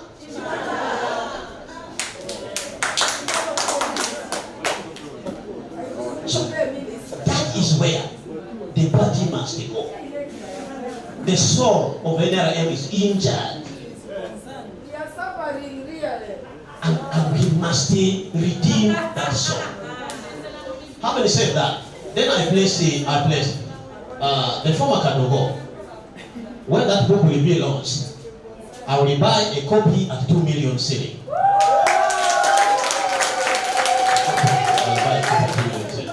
Meanwhile, the other Kadogos, you say they cannot even get 5,000 cedi.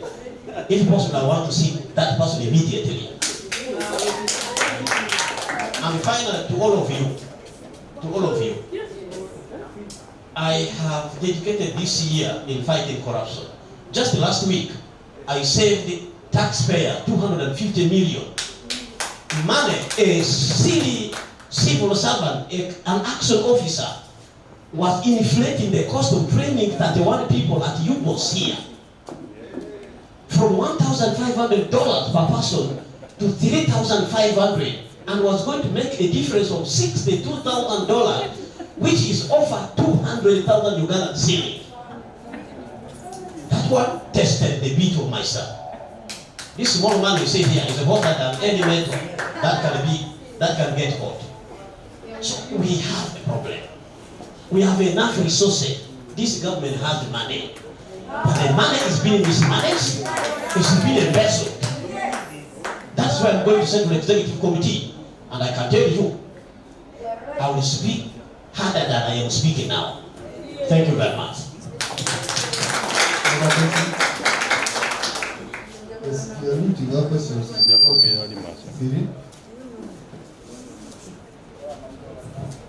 Thank you so much. Thank you so much, retired Major and Pande Mtumbi. Now, my question, I've listened carefully, not only today, but for a number of times of stories of our Kadogos.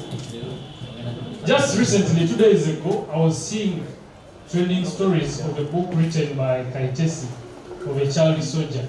I'm sure you know it very well. And that book was trending on the internet, speaking about what they went through as child soldiers, as much as we call them child freedom fighters, of how women Kadogos were treated in the bush, on how they were at the mercy of their commanders, on how they could sleep with 10 soldiers every single day. Now, these stories are written by a Kadogo, who is a lady, telling her story of how she went through those tough times. My question to you, as you write that book that you're ready to launch, how are we prepared to clean such history as well? Because if that is part of the history that is documented, that there were women Kadogos that were highly mistreated during the bush war, as much as we celebrate your achievements, how prepared are you to also clean or clarify such information that is public, so that you don't leave it just go and clean? Thank you so much. The last one, a lady. Lady. A question from a lady. Ladies are not interested. Let's get a question from a lady. If they are not there, no. Okay, let me go.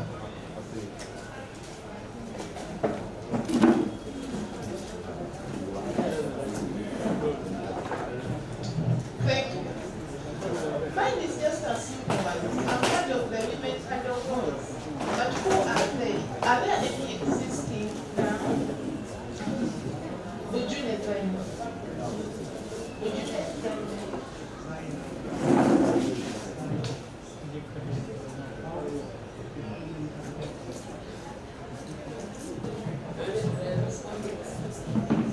Then maybe finally for me, I wanted to know, how did Mr. Awich Pollar, how did he join the forces? Was someone from Kadogo joining people in the world? How did that happen? Who influenced you to join the forces? Thank you very much.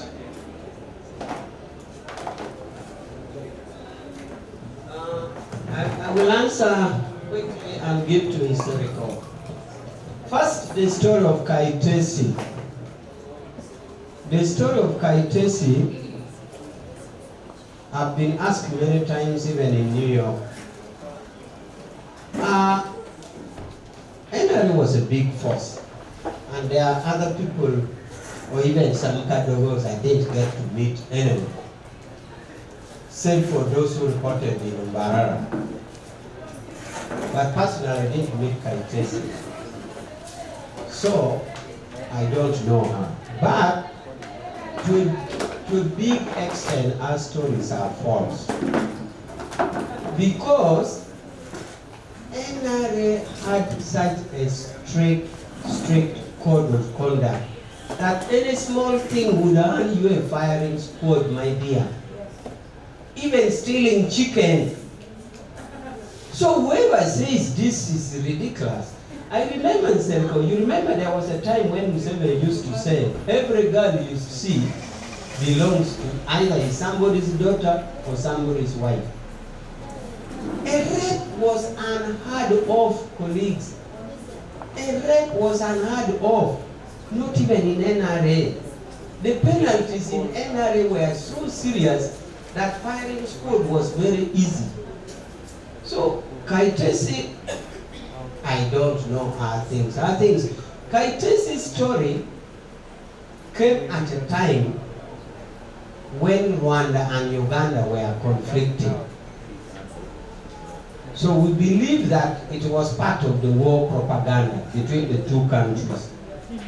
It was because by then she was writing like she was already in Kigali or in Sweden, but you could see the tone coming from Rwanda. It was part of the propaganda.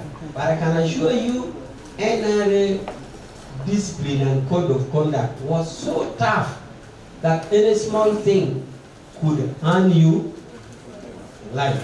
I mean death. The women Kadogos, as I told you that there was hardship, even male Kadogos dropping out of school. There were hardships, even male Kadogo dropping out of schools. So, if male could drop out, how about girls? Remember, it is easier for a girl to drop out because she can easily get somebody to fall to. There are many who got married to commanders, by the way. This girl who got married to a general is called who? There's a girl who is married to a general now, Barbara Nakato. She's married to a general. But we have others. This other girl retired also, the treasurer. Huh? That one went to one. No, the one who had been financial controller, your money, your financial controller. You know, yeah, somewhere.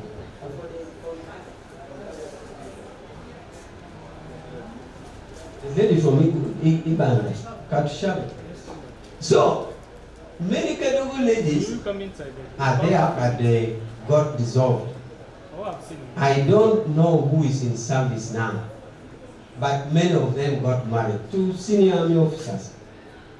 But the marriage that I know is not the Kaitesi marriage. It's not the Kaitesi marriage. Finally, Akabwai is asking me how. As I say, several incidences happened, and it did where it got you. And that's why I'm saying people like the Bata from Mali found themselves, the Karim from Navy found himself, the Zukuru from Yombe found himself. Me, I was in Akaseke hospital, and that is where my people were. So that is it. Nothing Seriko? You want to answer something? Yeah.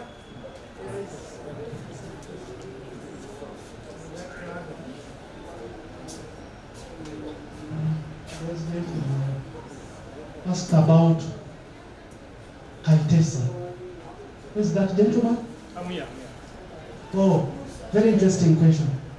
I found out which Pollar has already explained a bit, and they had, like he said, actually, Madame China Kaitesi, I was with her. Yes, very much. Very much. She was about, joining NRA, she was about 13 from Western Uganda, the Western Axis.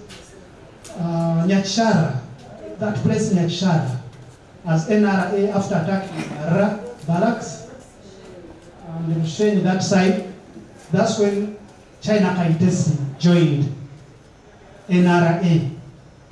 You get it? She was one of, not even one of, she was the most beautiful girl, young girl in NRA. So she would attract every combatant, junior and seniors.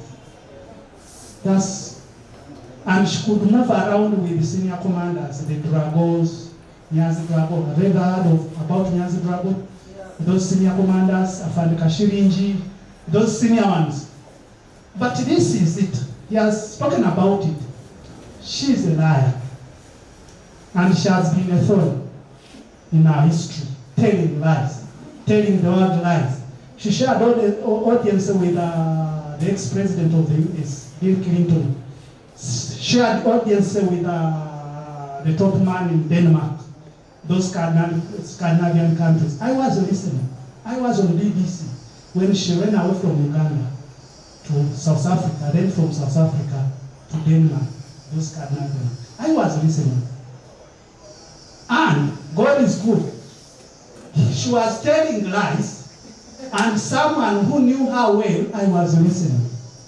And after listening well, I wrote about China Kaitesi's lies in this book.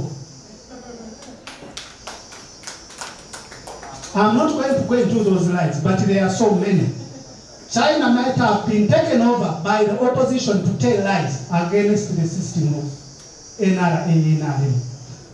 Because I don't think she had the IQ or even the conscience of actually playing that kind of politics when she was by then she was about 20. Let me ask you a question, ladies and gentlemen. Musai took us back to school. We went back. Even some of us were forced. China Kaitas, when we were at Imbarara, she was not at school. She was married to a senior commander, Afande Kaganda, who's now retired. He retired the brigade. Mbara training wing. For us, we were at school, suffering. She was going around with the senior commander. You get? Now, if I could ask her today, why didn't you come and attend school with us? What is she going to tell the world? That was a lie. You get it? Another lie. There are so many. She said, Kayanja Fred, the other one I spoke about, the body who refused to go to school, was tortured by the president. Can you imagine? Kayanja was adopted by the president and Madame Kata. He was their children. He was attached to Muhozi Kainerugaba and the sisters, and was their bodyguard. I'm speaking what I know because by then I was in State House with him. And Kayanja was loved from deep down the president's heart. And I've told you a story how the president spoke to Kayanja's mother that there is no loyalty in NRA that has been really honored to me like your son. So many times people wanted to assassinate me, but your son Kayanja saved my life. And that is the person China Kaites wrote about that he was tortured. I was incensed by that nonsense. That's why I wrote about her. She's a liar. But if you want to know how dangerous she is, buy this book and learn about China Kaites. And the photos, they are there. They are there in that book. I knew her very well. I knew her, we are all young. You always met. I knew her, and if she reads this book, she will get ashamed. BBC, there was Ungu. From BBC, they came and took an interview from me. They spoke about her, about China. She said, this. I said, you people, this is very wrong. It's good you have spoken to some of us, the rest of us. You get it? So, Mr. Briefly, that is it. I would like also to throw some light. I'd like to throw some light on Afanda, which is the other question about women fighters. Yes, Madam Zaina. Very interesting question. I'm sorry I didn't speak about them in the story. I just generalized them like Kadogo, but it's good I separated the genders because they played an important role. And before I go into that, like he said, if China Kaites was raped, I can't say that she wasn't.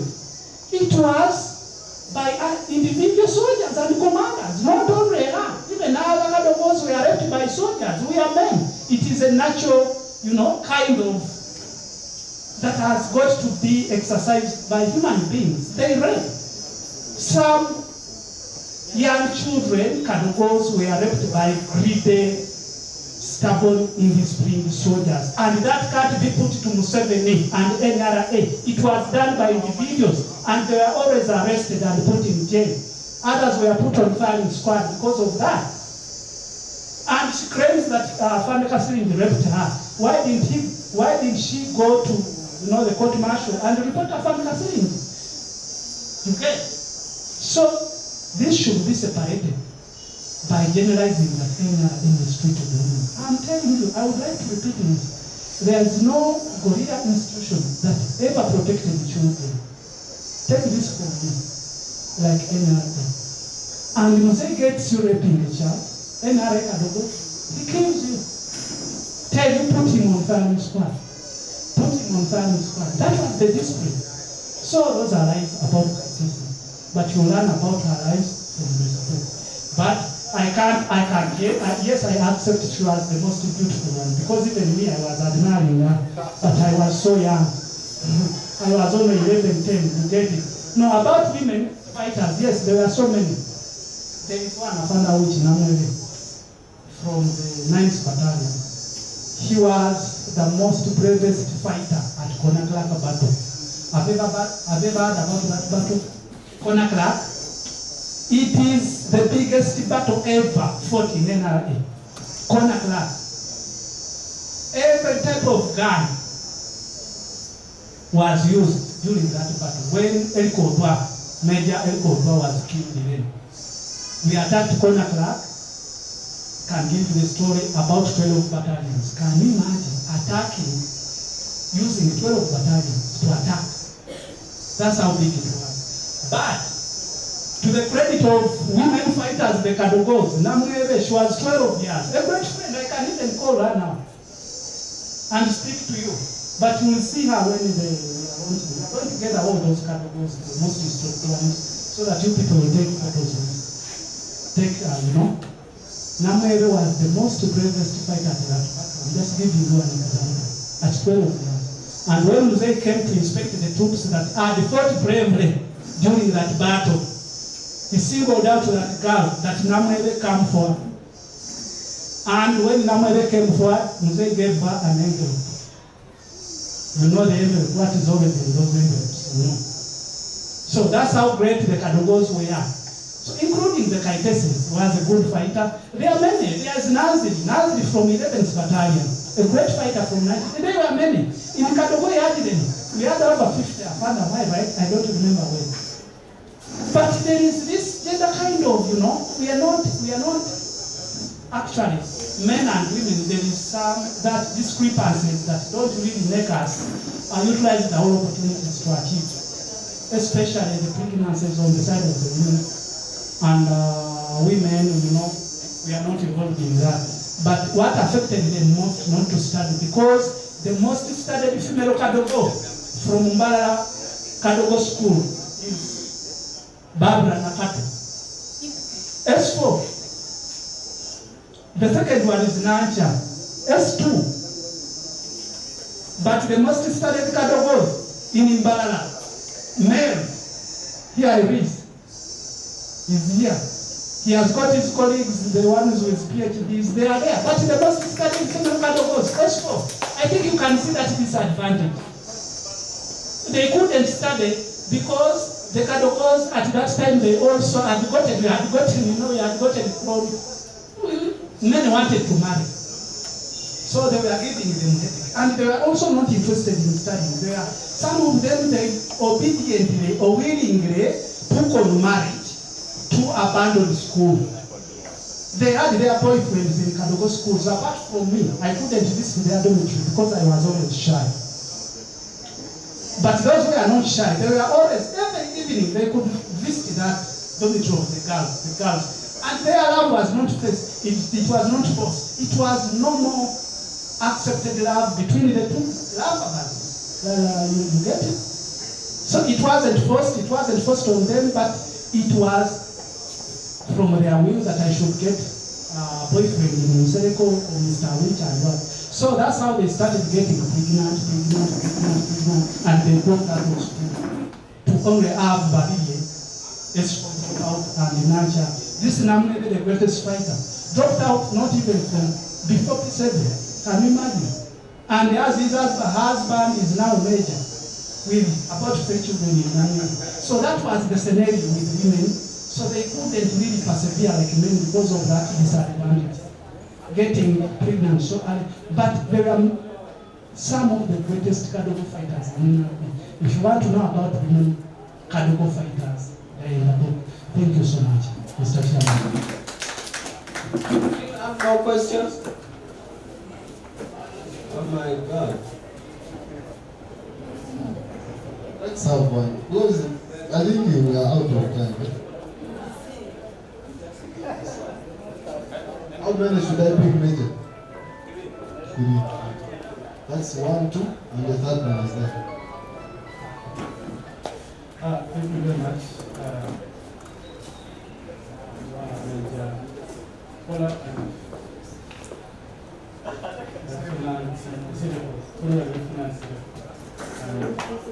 I'm called Robert Rwabwoni. I am chairman of the university.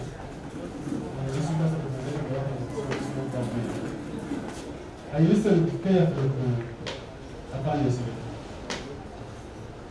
as a great fighter, and as per these ideological links, to us who come to attend, we come to learn so many aspects that ascribe to that struggle.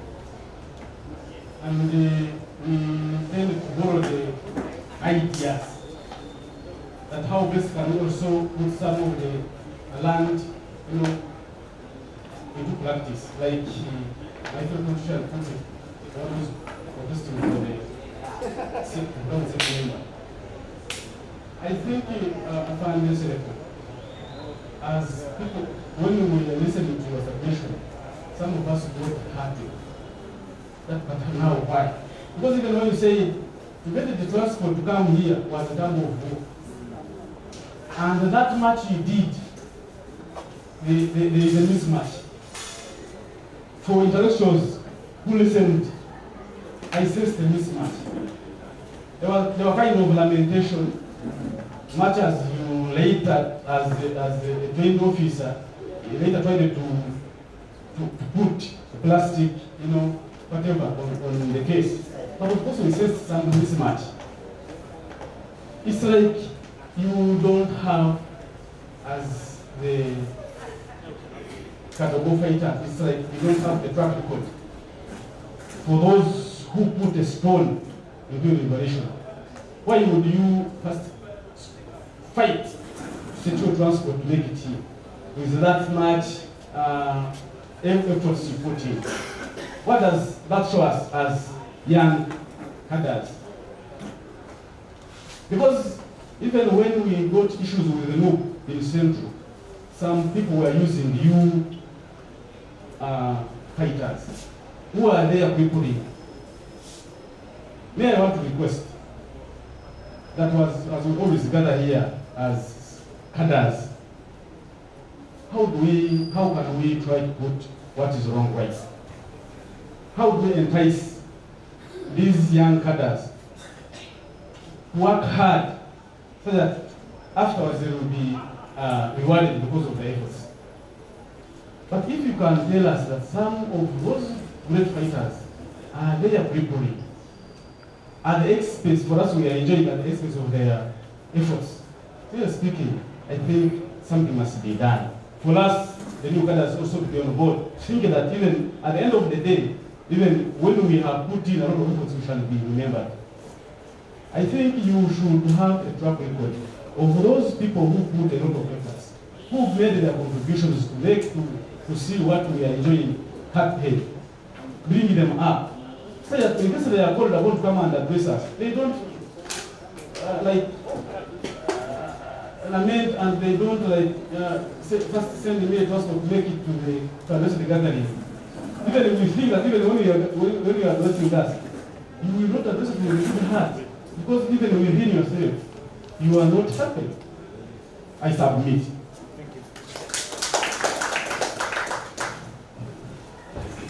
My name is Glory. Thank you so much, our dear elders. This is a very touching story. That today, the freedom that we young people are having, there is someone who lost his life. There's a child who slept hungry. There's a child who walked naked. But my question is, how do we make people hear this story? It's a touching story. You cannot an intervention unless there is a problem. And from this story, there is a problem that needs to be addressed. Internally, socially, financially, there is a need. And that need, it's me and you that have had this story that we need to do an intervention. That book is very interesting. But according to our culture, Africa's reading culture, it's not going to touch men's souls.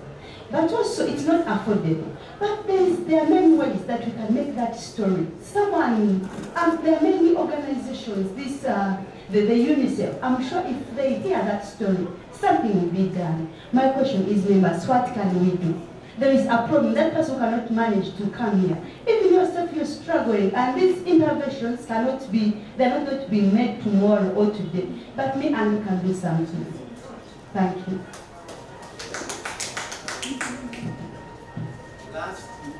Gerard is over there.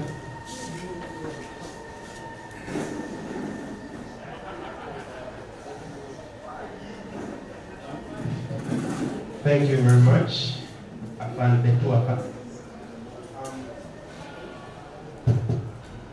I'm here full of agony after hearing the story of Mr. Mpumba. Personally, I'm a son of a veteran. My father was in UFM. I don't know how he joined NRM because towards his death, around 4-5 years towards his death, he got paid some money from the Veteran Affairs. And as we stood at the gate, at the entrance of Centenary Bank in Ginger there, I was with him. He told me, my son, I fought in the war and later I ran away. But these people managed to pay us some money. I'm going to use this.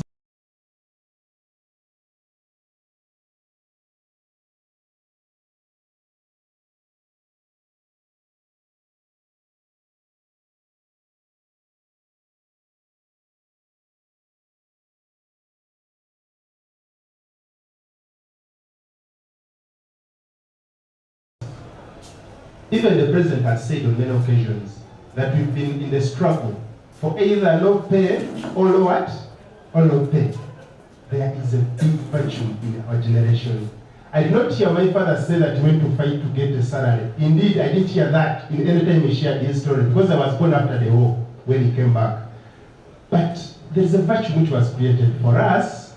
I don't know whether I'm the only one here. Our age mates here, everything we are told to do, we are like, before we do it. I wonder, how is the NRM? Because for me, when I look at, all the time I look at politicians who speak like that, I see them in my daddy's age and beyond. And I'm like, how are we going to take a Uganda at heart like our forefathers did? So I sense there is a very big virtue which has been allowed falsehoods to come in. All the time people are feeding us with what? With falsehoods. But how do we feel that virtue as we are here? I came specifically here to get some orientation in that when I'm speaking to people, one, I understand what I'm speaking about, because sometimes I hear obvious lines, but I don't have that reorientation. So, Mr. Awich, I normally watch your TV. I don't know, how can we cascade downwards? Because people are willing to listen, but sometimes people are not there to give the information. And then the people who are willing to give the information, in actual sense, they don't have what? Information. And they're always there. They have airtime on radio. They can meet people on barriers. But when you look at the content and analyze the content they give, there is really what? A very big what? Big gap. So we pray that all the veterans get compensated. We pray for that. I know the pain. I know the pain of those, what they speak about all the time. And the families that have remained, for example, widows, like in our area, I think very many people joined UFM, that's the area, and most of them passed on. And you look at the widows there, they are suffering. They cannot even manage to process letters of administration, okay? To say that my husband was a veteran and he passed on and I'm struggling. So I'm requesting that through the many infrastructures we have, let's use them and keep talking to these people. Indeed, you paid a very, very big price, and we pray we also get the same heart. Thank you. Thank you so much. I request that we give the answer as ready. Keep it short. Samahani afande sa. Mimi niko deserter ya kawaida. Niko widow ya RO 66 Milios Katunji the late. Niko naumia na watoto ya suicide. President aliniita always akanizingatia kwa mkono wake. President ameniita mara 3. Kwenda kumfikia inakuwa shida bwana. Nilikuwa naomba nakaa kwa nyumba ya rent. Sasa hivi wanajidai miaka 6. Yaani yeye akaamua kufanya nini? Kufunga mlango yake na vitu ndani na documents za watoto yangu. Sasa nimefanya nimeshughulika kidogo kidogo, nikasukuma watoto waende outside country. Kwa maana wakati ya nyuma hii walikuwa pia waliwashika watoto yangu walikuwa wametoka kwa shule senior 4, senior 5 and senior 6. Watoto wakanipotea kumaliza miezi kadhaa. Mimi nikaenda nikawatafuta namna yote. Kumbe moja alienda na simu akanipigia, kaniambia mama, tuko kwa opposition hivi na hivi na hivi na hivi. Wakati hiyo niko na pesa kwa mkono. Nikaenda nikatafuta, nikawaambia mgeuze hivi, mgeuze hivi, mgeuze hivi. Watoto wakatoroka wakakuja. Walirudi kama miguu imevimba. Nikapata akili. Nilikuwa nafanya kwa wino kwa produce. Nikaamua kupeleka watoto wangu waende afadhali outside country. Sasa maumivu yenye niko naye afanye. Wananipatia nalo isonale nisakageuka mwerefu sana. President 2006 alinipata Masindi Teachers Hall. Akanikabidhi nalo hizo. 2019 tuko Kiliandongo. Alinikabidhi nalo hizo. Nikamwambia kwa ukweli. Alafu tukakuja 2019 tukakuwa kwa State Lodge Masindi. Nikazungumza na mzee akanikabidhi nalo hizo. Kunikabidhi nalo hizo nauze nikamwelezea mzee wazi kama nalo hizo yuko. Nikamwambia siku ile kumbuka mzuri niita lakini nalo hizo ameshindwa kufanya nini? Kunifikisha kwako. Kwa nini tena unazidi kunipatia nalo hizo? Kwa nini utafute mtu mwingine? Ama uniweke kwa gari yako, nikuwe pembeni kwa magari yako paka utazungumza na mimi. Paka leo hii sijaona kureport yoyote, niko stranded, niko stuck. Watoto wangu wasome, niko na moja ya mwisho yake ilikuwa senior 6. You never nimelipa lakini no school fees. Thank you.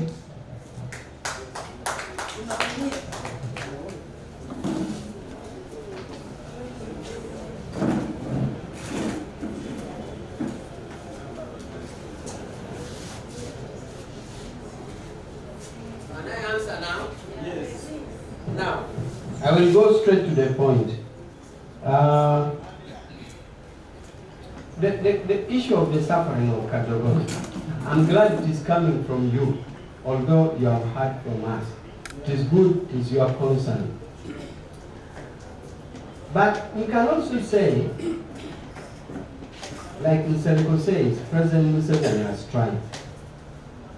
The first step is that we had the protection in the army and we survived. The second step is that we went to school for free. And that's why some of us are talking. And remember that when we were in school,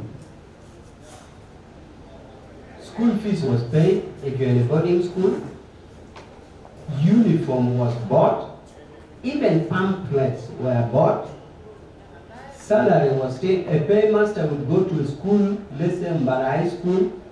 I remember at the one time Mbara High School had 43 Kadogos. Would go to Mbara High School, call you outside, salary, salary, salary, salary. Yet your fees is paid. We used to even have sugar, and even sugar cane and oranges would be supplied in school. So I think to a big extent the president tried. The problem, however, came in individual competency. And that is why the competency came in that not all of us could go to the same school. For example, you go according to your marks. Some of us were lucky to go to Ntare, and others went to Mbara. One of us went to Kisubi, he's now a pharmacist, and he's a colonel. Okay, he's a colonel, he's a pharmacist. So, the foundation stone, the president and the army tried.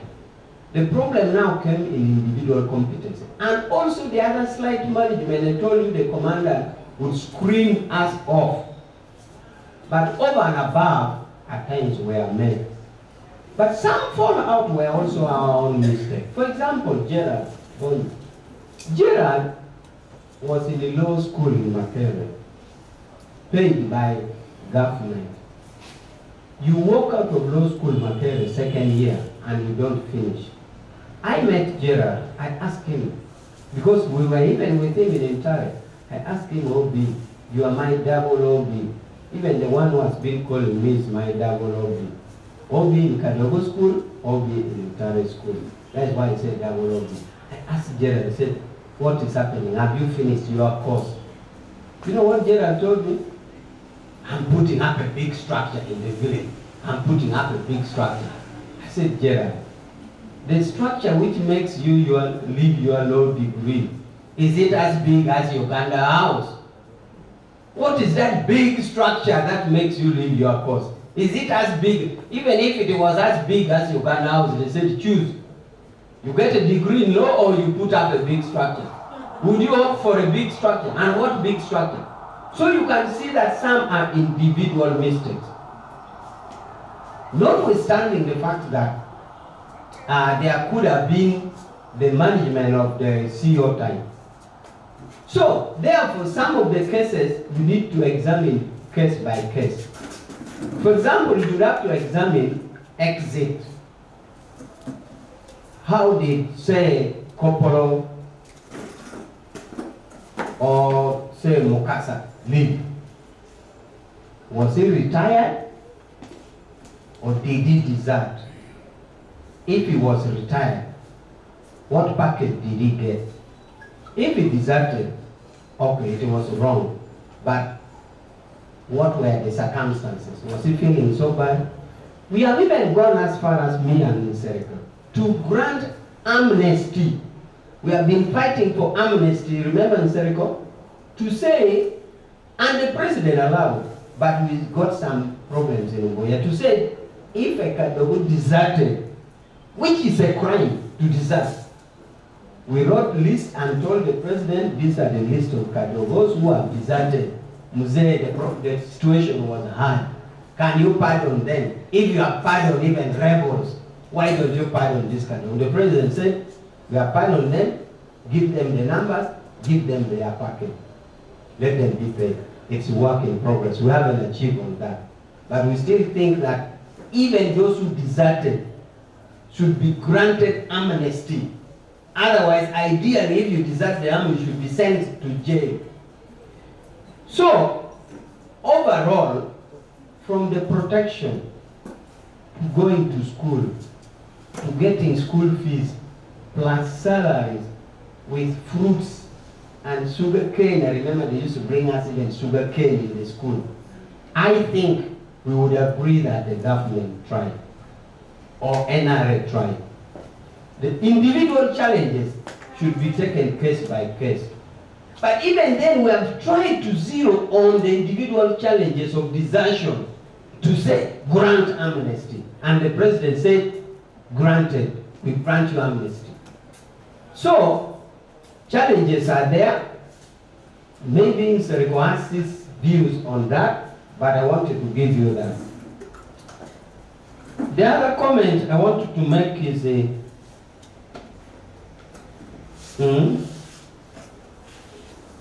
what can we do? Well, what can we do? I have already tried to answer part of it. In that, in the specific cases that we have identified, especially those who went out through no packet by desertion. The common term we use among Kadogo is walienda bila kitabu. We said, among the Kadogos, we said those who went without a book. Not book for studying, but there's that book they give you for veteran. I think some of you have seen that book, the veteran book, which has a hardcover. Discharge certificate. So we said those who went without a book, the discharge certificate, we try to do it, and we have done it, and we shall continue, we shall succeed. Also to mention, like we went in State House. The State House approach was, the president said, give Kadogo's revolving fund. And the money was given, right? There was the money granted, cash was given for Kadogos to put in their circle to keep revolving among them. He also promised to buy land. Did we get the land? Not yet. He was also saying we buy land, but the money was gone. So I just want to say that attempts were made, interventions were made, including revolving money, cash which was gone. and others that I've already told you. However, the challenges that keep coming, we shall handle them on case-by-case basis. If it is you, Mutebe, what happened in your case? Did you deserve? Were you retired, you got a package, or you got the package, you ate it, and the man is finished? What can we do now? So we shall handle others on a case-by-case basis. Otherwise, it is not true that at times we are made.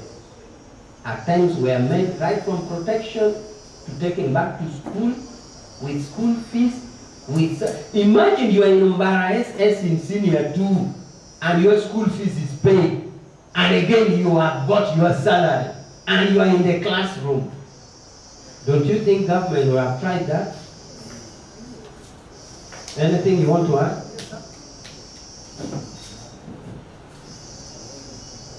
Thank you so much, Afande. See, the audience have got very interesting questions, but I wouldn't like to go back without at least contributing on some of them. The other gentleman's question is so touching, but it is more or less like, you see, I wanted to record this because the Kadogos are there. They want me to go back and listen to what I say. They might take me in jail that is betrayed us. But here I am. I forgot to record the first address, but now I'm recording. Am I around? They are the first one I started with, the keynote, you know. Yeah, I forgot. But now I'm recording. Very interesting question, but it's almost the same like you, madam, right? A father which has spoken about why he has given his reasons, he has protected the image of the president, and is throughout right. I can't deny, I can't object any of his, reasons why he has given them, and they are clear as spoken to you, that that's how it was. However, personally, me, there is how I look at it. Though it was all right, there is how I look at it. We have fought with him for the bettering of Kadogo's lives, and we are still fighting for that. And nothing is coming forth. If you listen to the stories of Kadogos that are running, you go on YouTube, UBC, YouTube, you will get the stories. Others are crying. Yet, some of the greatest fighters in the bush. Now, this is what happened. When we were taken to school, we spoke about it in the beginning in his opening address. There was suffering there. Musei and the United Nations, because we spoke about school, that we went to school. Right, we went to school. Yes, we did. And that's why I can speak this small English I'm speaking, and that's why I can write a book. It was because of that contribution of the president. And the president was asking me on the phone, he said, could you write such a book? I said, yes, Mr. President, I did. Lakini wewe ukimbia kwa shule, you ran out from school, how could you write such a book? I said, I did. And he was, how? How did you do? I said, the little education I got from Kadogo school, that's how I managed. And the teachers were good. However, this is what happened. We were promised paradise on earth as we're being withdrawn from the front line from Karamoja, northern Uganda. We were told by Afande Rwigema, the Salim Saleh, that you Kadogos go back to school, everything is there ready for you. You are going in paradise. I think when I say paradise, you understand what we're supposed to get there. But when we get there, we are sleeping on concrete. Concrete, naked concrete. That was the starting point. We could eat only once, chachu. Do you know chachu? This which is sour. I remember one Easter day we ate chachu, which is sour, with water rinsed with salt. Water was just rinsed with salt, and that was it. Water rinsed with only salt, no onions, no tomatoes. A father which, for him, he has told you that he was the most frustrated Kadogo there. Okay? And he was, yes. But how about that? I was about to run, I was about to go mad, and I still have that trauma. I don't want to go back to Mala Barracks, where that school was, because of that trauma. We are tortured because of corruption. United Nations was bringing us support. Money, what, but officers in NRM were stealing that money, and Mzee didn't know about it, and we were suffering. Kadogos died from there, and the rest of them decided, wow, let me run. They ran back to home, to their homes. Others ran back to the front line. It was hell. I found out which by then had not yet come. I'm going to embarrass him on that. He had not yet come. That was in 1988. He had not yet come. He came later when things had really, Mzee had brought us. When Mzee heard about it, the suffering we are going through, because we ambushed him and we stopped him. By the way, this business of stopping Mzee by the Wananchi, stopping his convoy, was started by Kadogo. Makenke. You people, many of you know Makenke. That's where we stopped him. I was going to visit his mother in Mbara town. We said, Mzee, did you bring us to die? Did you bring us to school to die? We are here dying. And you are saying you brought us to paradise. The old man would not answer. He said, what? He said, Mzee, we are dying. Take us away from here. And we are dying. I have that trauma. I don't want to think about that school ever again. I've had nightmares and dreams about the torture we had at Mbara Senior School, Mbara Kadogo School, until Mzee brought that good commander, Afande Katumba. And those were the good times Afande Awich came in. You got it. Afande Awich was still serving as a political commissar in battalions and was still having somebody questions from Sir elsewhere. But he said, let me go and study with the fellow combatants from the bush. That's when he came. But it was hell. Many Kadogos deserted, they ran away, the girls ran away, everyone we persisted, and in my address I was telling you, I had decided that if they don't discharge me officially, I'm going to desert. The trauma was on my head, and so many Kadogos have that trauma. They have that trauma. We are tortured by commanders of NRA. Even when I speak today, I feel tears. We are tortured. As children, we are tortured. We are tortured. But I will excuse the president, he didn't know this about this, because for him he thought everything was okay, because he was working on it. But they were stealing. Those who were in command, they were stealing. Tulikufa, it's terrible. So I go back to the other gentleman. It was terrible. It was terrible. Children couldn't study. Me, I couldn't study. I became a rupee. I became a gambler. I became an addicted smoker. I was dying from TB because of stress, trauma. Nobody could study because of what we are going through. And asked him, say, is this why we fought? Did you bring us here to die? So when he heard that, he came back to Canberra. He contacted Afande Chanda, who was the commander of this gentleman's unit. He said, Chanda, because he was a very good organizer, Afande Julius Chanda, I want you to get a very good military administrator to go and take over command of Kadogo School. Because the children, they are dying, they are crying. What is happening? We are sending everything, but they are dying. They are not studying. Men have run away. So Chanda gets Afande Katimbo. Actually, is our father. He's our foster father. Whenever I think about that gentleman, I cry. He transformed our lives in school. To get it. He gets Afande Katimbo through Afande Matel Chagonza. Mzee calls Afande Matel Chagonza because Afande Katimbo by then was under Afande Matel Chagonza Bahari Brigade, 151 Brigade. He tells Matel Chagonza that I want Katimbo to go to Kadogo School. Today, like you know, Afande Matel Chagonza, I said no. He's my commander, he's my administrator. Mzee said, if you don't want to deploy him to go there, you go back and call yourself and command Kadogo School. That's when Afande Chagonza operated and released Afande Katimbo. So Afande Katimbo came within 1 month. The life in Kadogo School changed for the better. He's the greatest man in our lives. He's the greatest man in our lives. That man. And there couldn't be any Kadogo, senior Kadogo, not even Afande Awich, because Afande Awich had not yet completed his studies. There couldn't be a land Kadogo today if it was for Afande, if it wasn't for Afande Katimbo. There couldn't. Because we could all run out back to our homes or to the mobile. But he came and changed everything. Immediately within 1 month. And we are here wondering why were the others not doing what he has done in 1 month. So that's how we managed to struggle. But on the question of why he has spoken about the amnesty, my side is this one.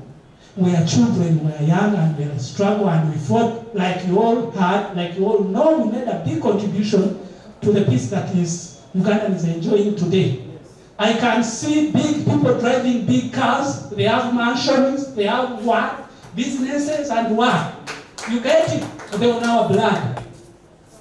They are now blood. You get it? Why do you want to tell me that you are giving a pension of 1 million shillings or 2 million shillings, that is my package as a Kadogo? Why don't you compensate my life? I was a child. That's what you want to tell the president, through a dialogue, through a petition. Why are you telling her that you are going to restore us? Why when you are in India, those that ran and went back and never started? Do you know why they never started? I've told you why they never started. You get it? They were children. Others were missing their parents. Because they were young, still 11 years, 10 years, 12 years, 15 years. They were missing their parents. The liberation had already been done. So they were missing their parents. They didn't want to be soldiers forever. So once education didn't go the way they thought it would, they ran away. So why don't you call them back and you compensate them? We are children. And we fought. We should be compensated. They should leave. They should put aside, like Comrade Digital Soke says, they should put aside this business of pension. That amnesty, while we are in India, let them come back, we document them, we give them certificates, they get packages. No. This Kadogo case was special. It's a special case where children, our lives were spoiled, though NRM protected us in the bush, which we appreciate, and yes, it had good intentions, like he has said, to take us back to school. Lakini corruption. Ukorofu everywhere. It stopped us from being what we would have been. I would be so happy to be like a Fanda Awich, but because of corruption, I wasn't around to be like a Fanda Awich. So many of my colleagues are dying. Bure Paulo, his head was hacked off by villagers, young, the youth of today who take marijuana. They cut off his neck. He was a close friend of mine, but a very good boy, very disciplined boy. I don't know why, and the family to discover that Bure died, it was a dog which came with his limbs. And that's when they had looked for him for the week, not knowing where he is. They had gone in the bushes, but a dog came, crawled on his limbs, the leg. And that's how they identified Bure, that he was hacked to death. And later they discovered the head. Kasumari. Kasumari, I can show you. Is there a Fanda Awich? Is a Fanda Kasumari there? Is on a Fanda Awich, that book. He was crowbarred to death by thugs. This generation is thugs. You say this generation is forgive me, they are young men here, but it is spoiled. I think you agree with me. Some of them as men are spoiled. They hacked Kasumari to death thinking that he had money, yet he had only a cigarette. Because he was a security guard guarding the other slaughtering house of Kareru. That was his work, the late Comrade Kasumari.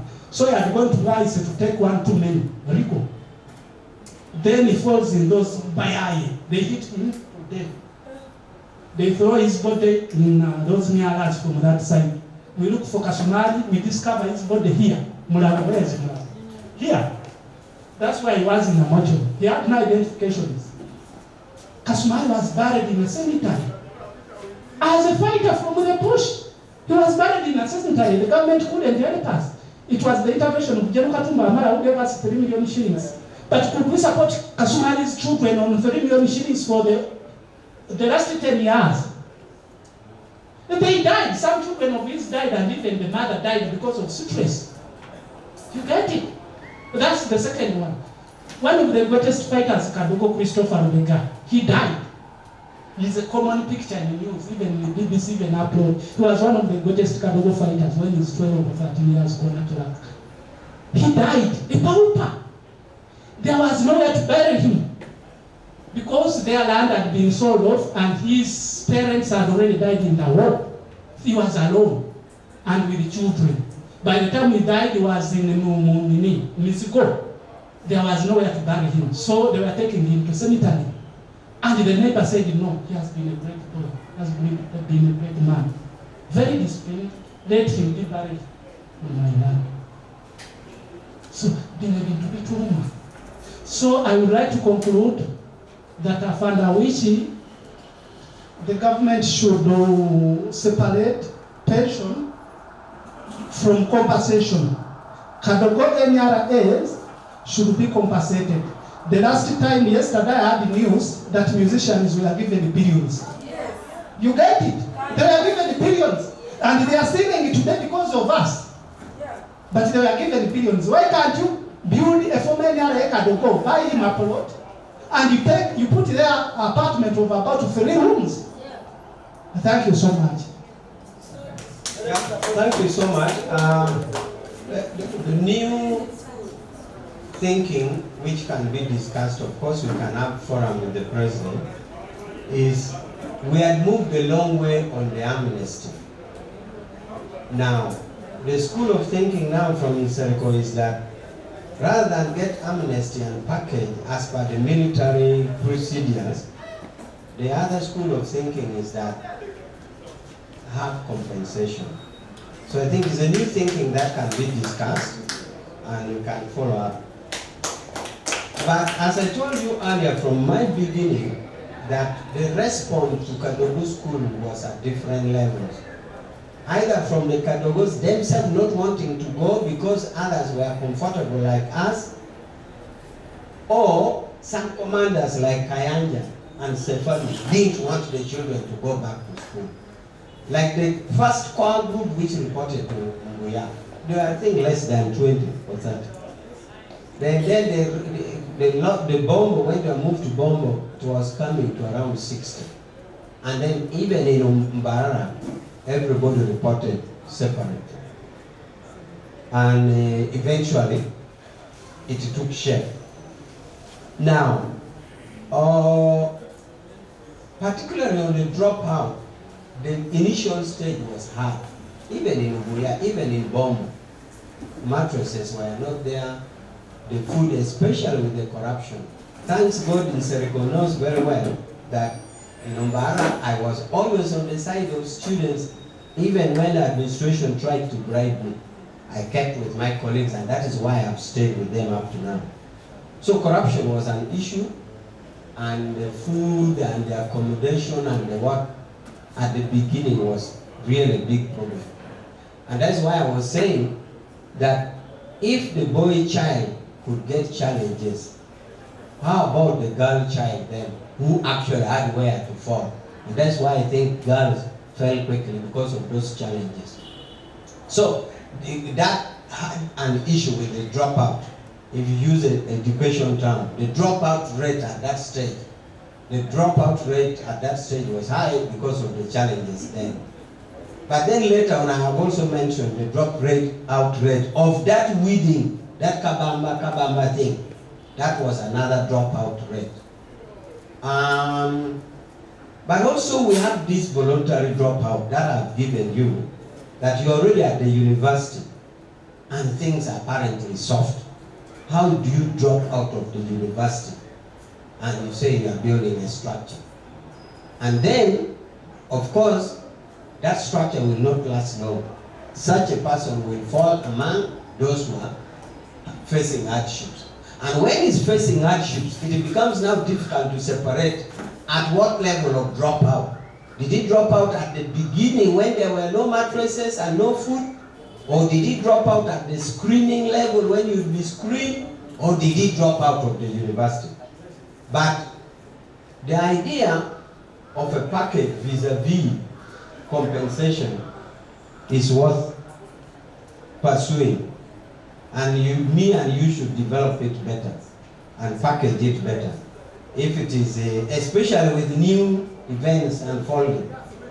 With the new events unfolding, like you're saying, the events of the musician, I think that justifies the case more. So, that is the situation. The dropout rates were, first of all, before the drop out, the reporting circle was different. From Boya, from Bombo, from Barara. People are reporting differently, depending on how comfortable which battalion you are in. or how comfortable with your family you are cooking for. And then later now, the dropout was also at different stages. At the suffering level, when corruption was there, when they would say there were no logistics, but we know there was logistics because it took a lot of pride for it to be rectified. So that thinking in Senegal of compensation vis-a-vis package can be discussed. But for me, I'd move really to say, because if you went to the village without that discharge, it means anytime you can be arrested, you are a suspect. And you even fear to enter barracks, even to raise your right. For example, you are going to raise your right, but you even fear to go there to raise your right because you are out illegally. You are not discharged, you are a deserter. So, if we can get that level done, if we can get that level done, then the discussion compensation vis-a-vis package would be handled. Because what it means by package is, there's a formula the army uses. How long have you been here? This year. Say 10 years. What is your rank? This is your rank. What is the rate? Then they calculate the rate. So they calculate the rate according to your rank and the year of service. And that would be, of course, small money. We have seen people getting it. We have seen people, me I'm personally a beneficiary, I got the package money. But I think what Nseko is thinking is that that package money, as per rank and service, is not commensurate for the history gone and the services made. So in Nseko, that's a new thinking that can be followed. Not interested in from this current presentation of yours. The army, by the army saying Kadogos are deserters, they are also wrong. A child can't be a deserter. A child can't be a deserter. If they don't understand it, let me speak it out today. A child of 12, 13, 15 years is not supposed to be in the army. So when he fights for liberation, to liberate himself from murderous regimes, and to liberate the national pride of the country and his parents, he has the right to go back and be with his parents. Why do you call him a deserter? Or why do you call a deserter? He's a child. That is his right. Let them stop calling Kadogos deserters. We are children. We are running back home to enjoy our rights as children. I think I'm clear on that. Yes. We are deserter. We are deserter. You should not speak. We are deserter. Namnagan. I was 12 when I wanted to desert. And once I should have gotten home and you called me a deserter. When I fought from the bush, I fought in Karamoja, I fought in northern Uganda, and you tortured me at school. And you want to keep me as the slave like the Americans who took Africans to America and put them in handcuffs. Come on. It is our right, it is a child's right, because we are not supposed, first of all, to be fighters, but because of the circumstances, we became fighters, because we are circumstantial freedom fighters, because of the circumstances, to liberate the freedom and to protect ourselves and to fight for the nation. As children, na yo mwana omuto asigala kyali muto kati gwogenda otya n'omukwata nti yadizatiza amaje. So Awich, I think you should go back to the authorities and you explain this phenomenon of calling us deserters. They should only compensate us. Thank you so much. Of course, that would mean it is the desertion. You see, when you levy a charge on a person, remember the charge 6 says, in Senegal, of this age, at the time of the commission of offense. So meaning that the person who would have deserted, the age would be known. The age would be known. If we deserted at that age, the record would show. The record would show what age. Colleagues, do I need to summarize again? The summary is, you wanted from the eyes of Kadogo. I have said there are many people who participated. You can get from their eyes. And I've said Haji Kigomo can have his eyes and others. So I've said for the Kadogos, it was worth the struggle. It was done, it was completed, we wish it to continue. The challenges that are in, I have said, came after the struggle. And I've said these challenges were tempted to address through education, through even interventions like revolving fund, through the land which was supposed to be bought. But I want to say the challenges remains, and I also want to say that our commander-in-chief, our chairman of the party, is very alive to discussions, and that is why we met him with Nsereko. Any upcoming new thinking, any school of thought, we will always welcome it and will be discussed. I thank you.